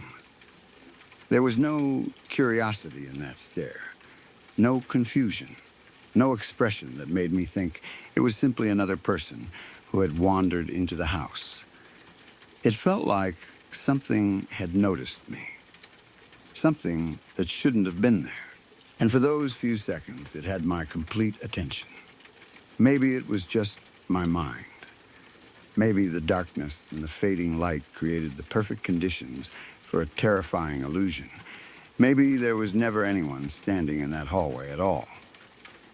But sometimes I think about something else. The house was eventually demolished. The hallway disappeared. The rooms disappeared. The windows disappeared. The entire building was erased and replaced by 6 modern homes. Yet people still reported feeling cold there at night. They didn't know my story. They didn't know what I had seen. And maybe that means nothing. Probably it does mean nothing. But every once in a while, when I think back to that evening, I remember the moment just before I saw those eyes. The sunset behind me. The crimson sky. The sudden cold. The dark hallway. And then those 2 red points appearing in the darkness. I still remember how completely still they were. How they never blinked. How they never looked away. And how, for a few seconds, I couldn't look away either. I've never believed in the supernatural the way some people do. Even now, I'm skeptical of most paranormal stories. But I stopped telling people that nothing unexplained can ever happen. Because I was there. I saw something in that house. I don't know what it was. I don't know why it was there. And I don't know whether it was real in the way I understood reality or something my mind created in a moment of fear. But I know one thing. If I ever see those red eyes again, I won't wait around long enough to find out what's behind them. If you're still awake, stay with me. There's more waiting just ahead. So get comfortable, keep the lights low, and let the next story begin. And if you're enjoying these quiet nights with LURK, consider subscribing. Now, let's get back to the story. I was incarcerated and being held in protective custody when I saw something in an empty prison cell that I still can't explain. Being in protective custody, or PC, is very different from being in the general population. I was there because I had been extradited out of state, and after arriving in a northern state, I got into a couple of fights because I was a South Sider. Because of the situation, I was placed in a PC pod. For anyone who hasn't experienced it, PC is basically a much more restricted environment. You're locked inside your cell for about 23 hours a day. You get 1 hour of dayroom time. That's it. 1 hour to get out, move around, stretch your legs, make a phone call if you're allowed to, or simply do something other than stare at the same walls of your cell. After spending most of every day locked inside, that 1 hour becomes important. Even walking around in circles starts to feel useful. On this particular night, I got my hour pretty late. It was sometime around 9 or 10 at night. Most of the other inmates were already asleep, so the pod was unusually quiet. There wasn't much going on. No conversations, no shouting, no people moving around, just the normal sounds of a prison at night. I didn't have a cellmate, so I had the day room mostly to myself. I decided to spend my hour walking laps. I wanted to get some steps in and stretch my legs after being locked up all day. So I started walking around the day room, back and forth, around and around. Nothing unusual. Every once in a while, I'd look toward the cells as I walked. It was just something to do. There wasn't much else to look at. Most of the cells were dark or quiet. People were sleeping. The whole pod had that strange late-night feeling where everything seems much quieter than it does during the day. I continued walking. Then, during one of my laps, I glanced toward the cells again. That's when I saw someone looking out of a cell window. At first, I didn't think much of it. Seeing someone at a cell window wasn't unusual. People look through their windows all the time. Maybe they couldn't sleep. Maybe they heard something. Maybe they were watching whoever was walking through the day room. But then I recognized the cell. It was Two House, and Two House was empty. Nobody was housed there. I knew that. I had seen the empty cell before. There wasn't supposed to be anyone inside. I stopped for a moment and looked again. There was definitely someone there. A person was standing at the window. I could see their face. That was the part that made me uncomfortable. It wasn't just a shadow. It wasn't some vague shape behind the glass. I could see an actual face looking toward me.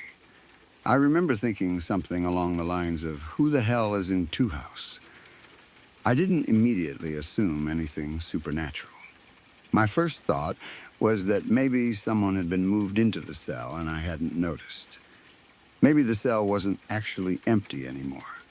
Maybe I had simply missed something. Prisons move people around. Things change. Someone could have been placed there temporarily. So I kept walking toward the cell. I wanted to see who it was. As I approached, I maintained eye contact with the person looking through the window. They were still there, still watching me. I could see their face. I could see enough to know that someone was standing on the other side of that window. I kept moving closer. The person didn't wave, didn't speak, didn't move toward the door. They just watched me. Then something happened. As I got closer to Two House, the person moved their head away from the window. It was almost like they had suddenly realized I was coming toward them. The movement was subtle. They didn't disappear. They simply turned their head away. I kept walking. At this point, I was expecting to find someone inside. Maybe the person had turned away because they didn't want to talk. Maybe they were messing with me. Maybe someone had been moved into the cell after all. I reached the area where I could look directly into Two House. And there was nobody there. The cell was empty. Completely empty. No inmate. No person hiding in the corner. No one standing near the bed. No one near the window. Nothing. just an empty cell. I stood there looking inside. I remember feeling confused before I felt scared. My brain was trying to catch up with what my eyes had just seen. I had watched someone standing at the window. I had seen their face. I had watched them move their head away from the window. Then I looked into the cell. There was nobody there. I couldn't understand it. I didn't immediately think I saw a ghost. I was still trying to find a normal explanation. Maybe the lighting had created a reflection. Maybe someone had been standing somewhere outside the cell and their reflection appeared in the window. Maybe I had mistaken something for a person's face. Maybe I was tired. I'd been locked inside for most of the day. It was late. The pod was quiet. Maybe my brain had simply filled in something that wasn't there. Those were the explanations I tried to give myself. But there was one problem. I knew what I had seen. I hadn't just glanced at the window for half a second. I had noticed the person. I had looked directly at them. I had walked toward them. I had watched their head move away. Then I looked into the cell. Empty. That's what bothered me. The movement. If it had just been a strange shadow, maybe I could have dismissed it. If I had seen a vague shape for a fraction of a second, maybe I could have blamed my eyes. But I had seen something that appeared to react to me. It looked like a person. It looked at me. Then it moved away from the window as I approached, and when I reached the cell, there was no one there. I stood there for a while, trying to make sense of it. The prison was still quiet. Nobody came running. Nobody yelled. Nothing else happened. There was no dramatic sound, no door opening, no footsteps, no voice, just that empty cell. Eventually, I walked away. I didn't tell myself that I had seen a ghost. I didn't want to give the experience that much meaning. I just tried to continue my hour. But after that, I couldn't stop thinking about it. Every time I walked past Two House, I found myself looking toward the window. Nothing was there, just an empty cell. I kept walking. Then I'd look again, still empty. The whole thing was almost more disturbing because nothing happened afterward. If something had appeared again, maybe I would have had something to work with. Instead, I was left with one unexplained moment. One face. One movement. One empty cell. And that was it. The longer I thought about it, the stranger it became. Prison is already an environment where you become very aware of your surroundings. You learn to pay attention. You learn who is where. You learn which cells are occupied. You learn the normal sounds of the pod. You learn the routines. You learn to notice when something is different. That's part of surviving in that kind of environment. So when I saw someone in Two House, I knew that wasn't normal. The cell was empty. There was no reason for someone to be looking out of that window. And yet I saw them. I sometimes wonder if there was another inmate who had somehow gotten into the cell. Maybe someone was playing a joke. Maybe there was a security issue I didn't know about. Maybe an officer had temporarily placed someone there. Maybe I simply misunderstood what I saw. Those are all possibilities. But if someone had actually been inside that cell, I should have found them. The cell wasn't large. It wasn't some huge room with dozens of places to hide. When I looked inside, I could see that it was empty. There was nowhere obvious for someone to disappear to. And remember, I had watched the person move their head away from the window only moments before. There wasn't enough time for someone to leave without me noticing. That's the part I can't get past. I didn't see a person and then lose sight of them somewhere in the distance. I watched someone standing at the window. I walked toward them. They moved. Then the cell was empty. It's a small detail, but it's the detail that still bothers me. I've heard people say that prison can mess with your perception. That's probably true. Being locked down 23 hours a day isn't exactly good for your mind. The environment is repetitive. The lighting can be strange. Sleep schedules can be terrible. Stress is constant. You spend a lot of time alone with your thoughts. So I understand why someone might say I imagined it. Maybe I did. Maybe my brain made sense of something that wasn't there. Maybe a shadow looked like a face. Maybe I was tired. Maybe I was simply expecting to see someone because I thought I had seen movement. But I remember the face. That's what sticks with me. I can't describe every detail anymore. I don't remember the exact features. But I remember the unmistakable feeling that someone was looking at me. And I remember the way they moved when I approached. They looked away. Then they were gone. I've thought about that night many times. Sometimes I wonder if it was connected to the history of the building. Prisons are old places. People have lived and died inside them. There are people who have spent years in cells. There are people who have died in custody. There are people who have experienced horrible things. If you believe in ghosts, a prison would probably be one of the first places you'd expect to find them. But I'm not saying that's what happened. I don't know. I wasn't looking for anything paranormal that night. I wasn't ghost hunting. I wasn't trying to scare myself. I was simply walking laps because I had an hour out of my cell. That makes the experience stranger to me. I wasn't expecting anything. I wasn't primed to see a ghost. I wasn't telling myself that the place was haunted. I was thinking about getting my steps in. Then I looked toward an empty cell, and someone was looking back. There's also something unsettling about the timing. It happened late at night. Most people were asleep. The day room was quiet. I was alone. That meant there was nobody around to immediately confirm what I had seen. If another inmate had been walking beside me, I could have asked, "Did you see that?" If someone had been sitting nearby, maybe they could have explained it. But I was alone. So when I saw the person, there was no one else to turn to. It was just me and that face. And then the face was gone. For the rest of the hour, I was much more aware of Two House. I kept looking at it. Nothing. The window stayed empty. The cell stayed dark. Everything looked normal.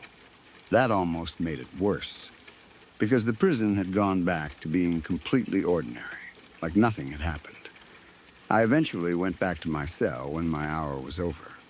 I don't remember sleeping particularly well that night. I kept thinking about the image. Someone looking out of an empty cell. Someone seeing me. Someone moving their head away as I approached. Then, nothing. I never saw the person again. At least, not that I can remember. And I never found an explanation. I've wondered whether I should have told an officer. Maybe I should have said that I thought someone was inside an empty cell. But what would I have told them? I saw a person in Two House, but when I looked inside, nobody was there. They probably would have checked the cell. They would have found it empty. Then I would have had to explain why I was reporting something I couldn't prove. At the time, I didn't see much point. So I kept it to myself. Years later, I still remember it. The experience wasn't loud. It wasn't violent. Nothing attacked me. Nothing spoke. Nothing chased me. It was just a person looking through a window. Except the person wasn't supposed to be there. And when I went to see who it was, the cell was empty. That's enough to stay with you. I've experienced plenty of strange things in my life, but there's something particularly unsettling about seeing a human face where there should be nobody. A dark room is scary because you don't know what's inside. An empty cell should be the opposite. You know what's inside. Nothing. That's what made seeing someone there so disturbing. I knew Two House was empty. I had no reason to expect anyone to be there. Yet there was a face looking directly at me. And the moment I decided to approach it, the face moved away. Then it vanished. Sometimes I wonder whether I actually saw someone. Maybe there was a hidden explanation. Maybe a person was temporarily placed there and then moved. Maybe there was some kind of reflection I couldn't understand. Maybe the lighting created an illusion that looked incredibly convincing. Maybe exhaustion and stress did the rest. Those explanations are possible, but none of them completely satisfy me. Because I remember walking toward the cell while looking directly at the person. I remember the person moving, and I remember looking inside. Empty. If it was just my eyes playing tricks on me, it was an incredibly specific trick. It didn't simply show me a random shape. It showed me a person looking at me, a person reacting to me. Then it removed the person completely. That's why the memory has never really gone away. Even now, when I think about that night, I can picture myself walking around the day room, the fluorescent lights, the quiet cells, the late hour, the sound of my own footsteps. I glance toward the cells, and there it is. A face at the window of 2 house. I keep walking. The face keeps watching. I move closer. The person turns their head away. I reach the cell. Nothing, empty, that is the entire moment. It lasted only a short time, but some experiences don't need to last long to stay in your head, especially when there is no explanation afterward. I don't know if what I saw was a ghost. I don't know if it was an illusion. I don't know if there was someone there who somehow left without me seeing them, and I don't know if I'll ever have an answer. But I do know one thing. That night, during my 1 hour out of lockdown, I looked toward an empty prison cell. Someone was looking back at me. I walked over to find out who it was, and there was nobody there. The cell was empty, completely empty. And to this day, I still can't explain who was looking out of that window.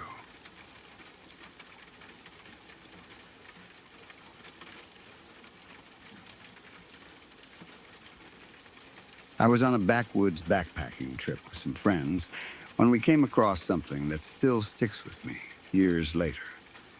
We had been hiking through a remote area, far enough from the usual trails and campsites that we weren't expecting to run into many people.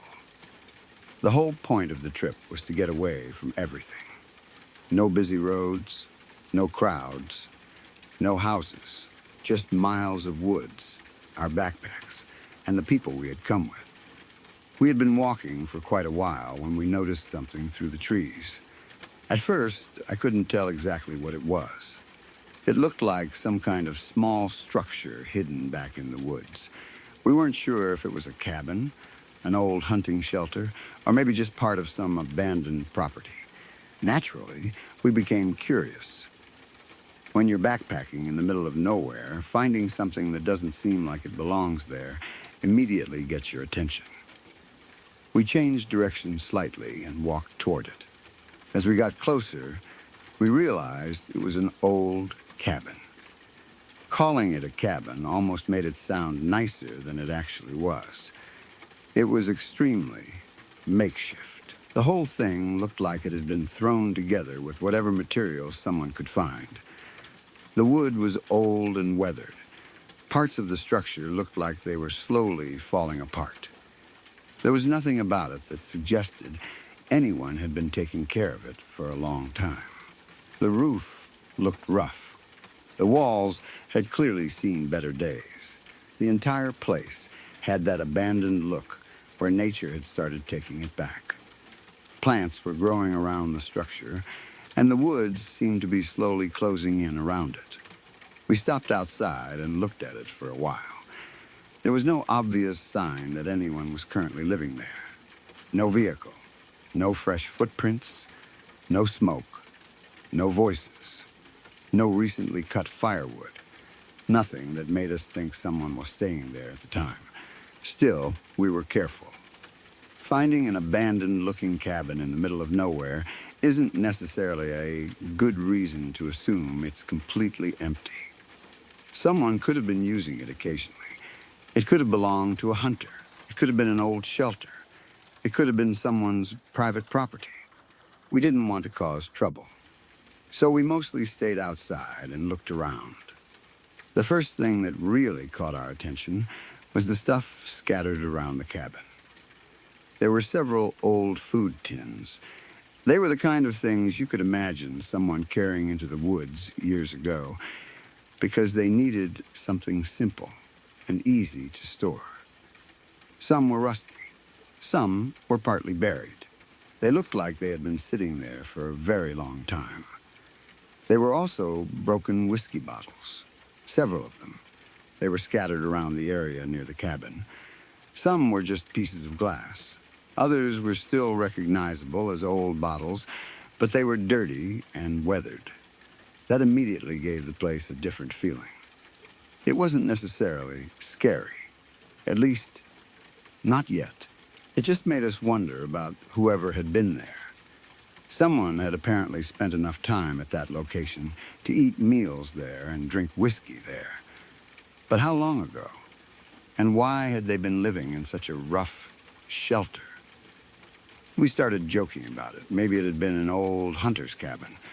Maybe some guy used to disappear into the woods for weeks at a time. Maybe it had been a temporary camp for someone working in the area. There were plenty of ordinary explanations. Nothing about the cabin itself proved anything strange had happened there. Then we walked around the back. That's when we noticed the cross.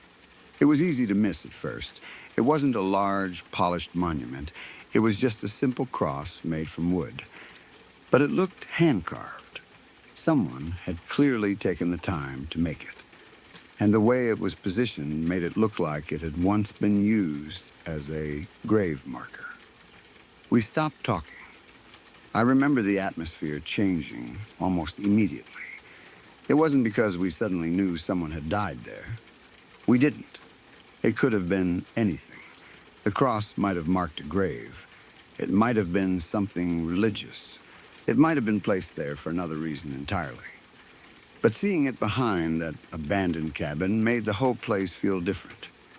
A cabin by itself is interesting. A cabin with old food tins and whiskey bottles is interesting. A cabin with a handmade cross that appears to be a grave marker makes you start asking questions. Who had lived there? Who had died there? Why was the grave so far from everything? How long had it been there, and why had the cabin been abandoned? We stood there looking at it. Nobody immediately wanted to get closer. There was something about the cross that made the whole situation feel more personal. The cabin wasn't just an abandoned structure anymore. It looked like there had been a person here. Maybe someone had lived here. Maybe someone had died here. Maybe someone had buried a friend or family member behind the cabin. Maybe the person who had been living there had eventually disappeared and left everything behind. We didn't know. And because we didn't know, our imagination started filling in the gaps. That's one of the strange things about finding abandoned places. The evidence is always incomplete. You see a few objects, but you don't know the story behind them. You see an old bottle, but you don't know who drank from it. You see an old food tin, but you don't know who opened it. You see a cross, but you don't know who it was meant to remember. Your brain naturally starts creating a story. We tried not to do that. At least, we tried. We were there to backpack, not investigate an abandoned cabin. We weren't ghost hunters. We weren't looking for some supernatural experience. We were just a group of friends who had found something interesting in the woods. Still, it was hard not to wonder. We looked around the area more carefully. There were no obvious recent signs of activity, no fresh garbage, no new bottles, no recent footprints that we could clearly identify. Nothing that suggested someone had been there recently. The cabin seemed genuinely abandoned. The cross also looked old. The wood had weathered over time. It wasn't something that looked freshly made. Everything seemed to belong to the same forgotten period. Whoever had been there was long gone. That thought should have made us feel better. Instead, it made the place feel even stranger. There was something unsettling about seeing the remains of someone's life sitting quietly in the woods, especially when you had no idea where they had gone. The surrounding forest was incredibly quiet. We had been hiking for hours, so we were used to the natural sounds around us. Birds, wind, branches moving, our own footsteps. But standing near the cabin, we became much more aware of every little sound. The old wood creaked occasionally. Leaves moved when the wind passed through. Somewhere in the distance, something made a noise in the forest. Nothing unusual. But once you become interested in a place, you start noticing everything. One of my friends suggested that maybe the cross really was a grave marker. Another wondered if there was actually a grave underneath it. We didn't dig. We didn't disturb anything. There was no reason to. Whatever had happened there wasn't ours to interfere with. We simply looked. The more we thought about the place, the more questions came up.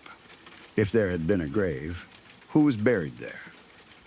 Was it someone who had lived in the cabin? Was it a family member? A friend? A stranger? Someone who died accidentally? Someone who got sick? Someone who simply couldn't make it out of the wilderness? The old food tin suggested whoever had been there had spent enough time in the cabin to need supplies. The whiskey bottles suggested they had also spent time drinking. That could mean absolutely nothing. People drink. Hunters drink. Workers drink. Travelers drink. There was nothing inherently strange about it. But when you put all the pieces together, the place felt like the remains of a life that had been completely forgotten. And that was what bothered me most. The forest had swallowed almost everything. The cabin was falling apart. The bottles were broken. The food tins were rusting. The cross was weathered. There was no sign explaining what had happened. It was as though whoever had been there had simply disappeared from the world, leaving a few objects behind. We started wondering how old the cabin actually was. None of us had any way to determine it. The construction wasn't professional. It looked more like something someone had built because they needed shelter. Maybe it was never meant to last. Maybe the person who built it only planned to stay there for a season. Maybe they were hiding from civilization.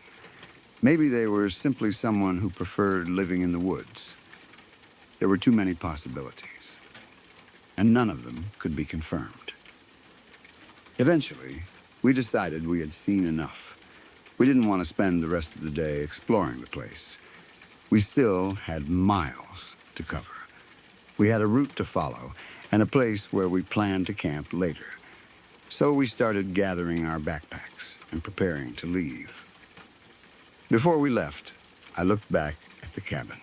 It was strange how quickly it had gone from being an interesting discovery to a place I didn't really want to stay around.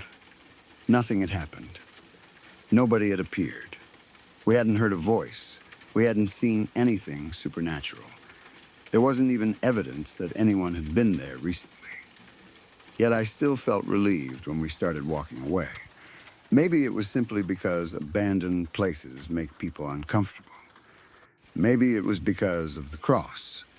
Maybe it was because we were deep in the woods and didn't know the history of the location. Or maybe it was because there was something about the place that we couldn't quite identify. We never found out. We continued our hike. After a while, the cabin disappeared behind the trees. The forest looked normal again. The farther we got, the less we thought about it. We talked about other things. The trail, our food, where we would stop for the night. The usual stuff. But the image of that handmade cross stayed in my mind. It wasn't dramatic. It wasn't covered in strange symbols. It wasn't some giant monument. It was just a simple wooden cross. That somehow made it more unsettling. Someone had made it. Someone had carried the pieces of wood there. Someone had put it together. Someone had decided that a person buried there deserved a marker. And then, at some point, everyone left. The woods remained, the cabin remained, the bottles remained, the food tins remained, and the cross remained. Years later, I still wonder about that place. I've tried to imagine what the story behind it might have been. Maybe the simplest explanation is the correct one. An old hunter built a rough cabin. He spent time there. He brought food and whiskey. At some point, someone died nearby. He made a simple cross for the grave. Eventually, the cabin was abandoned.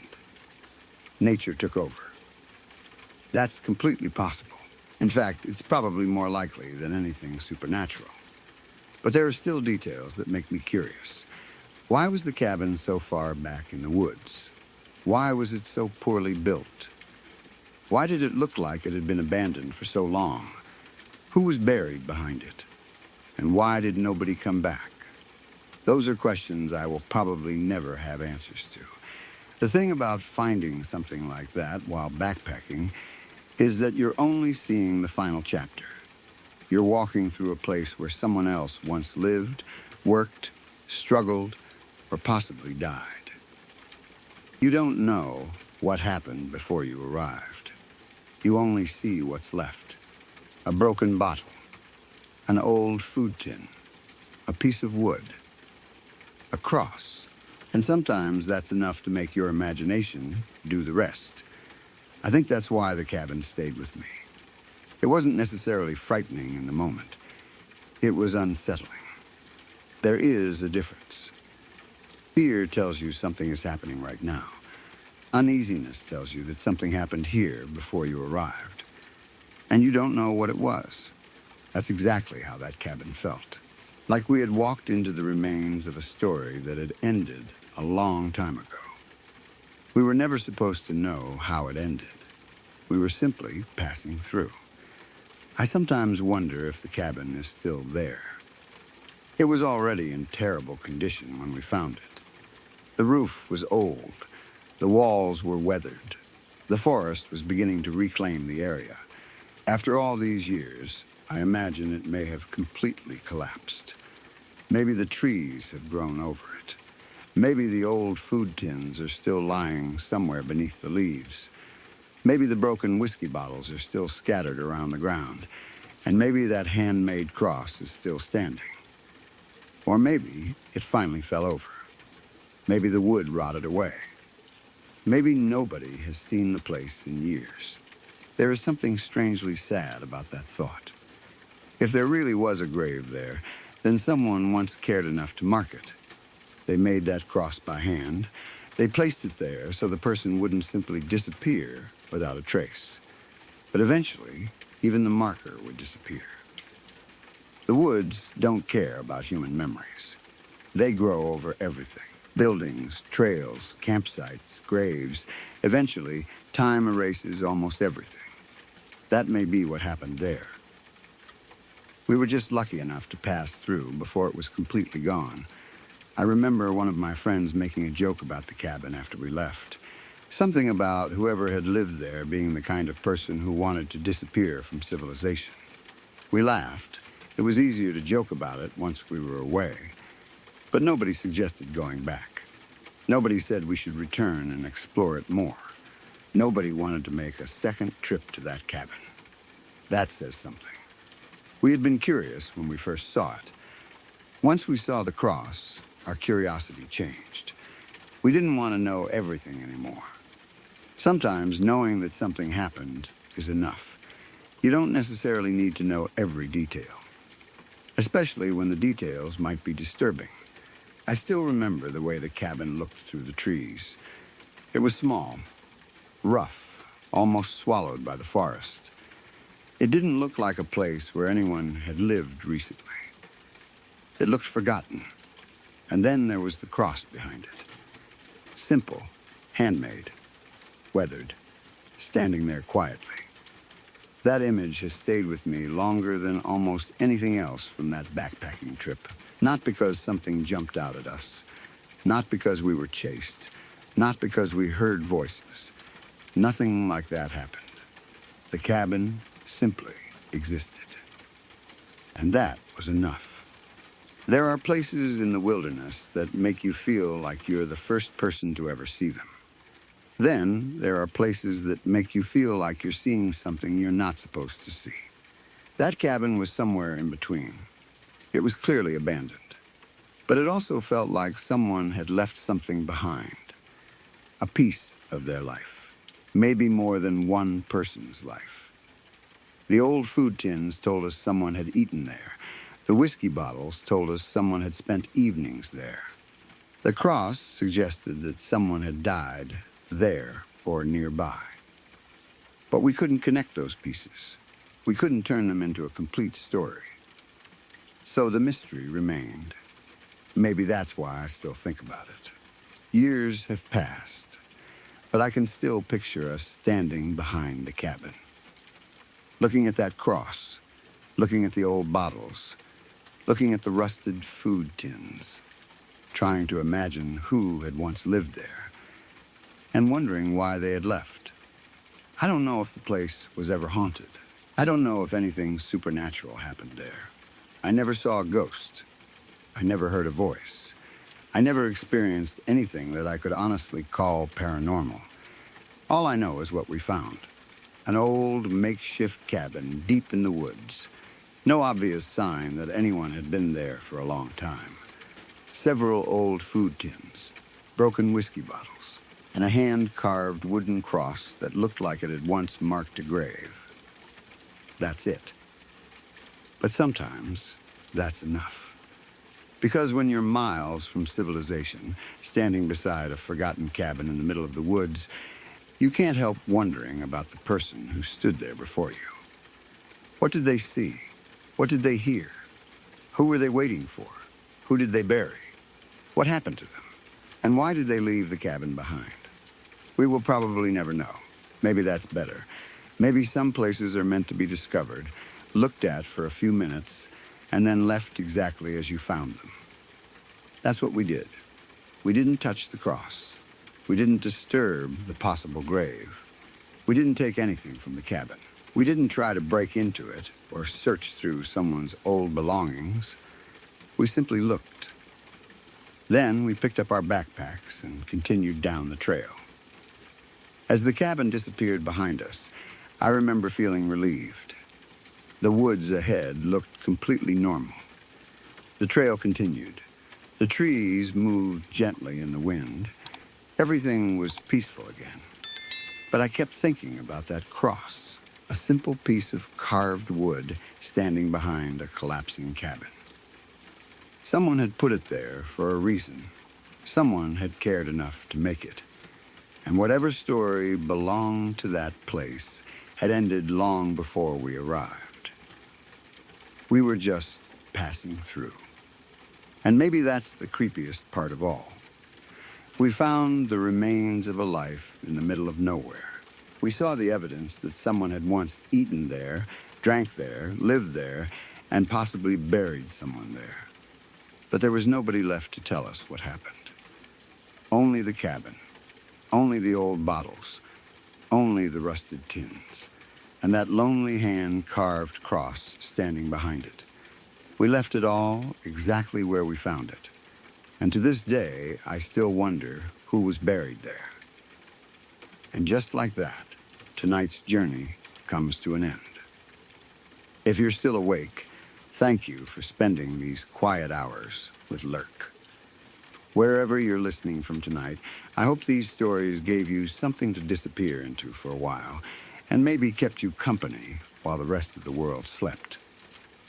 If you enjoyed tonight's stories, subscribe to LURK and come back tomorrow night. Your support helps us keep creating longer, darker, and more immersive horror stories for you. But for now, let the screen go dark. Let the room become quiet. Close your eyes and forget everything you heard tonight, at least until tomorrow. because some stories are easier to listen to in the dark, and some are better left there. Good night, sleep well, and whatever you hear after this, don't open your eyes.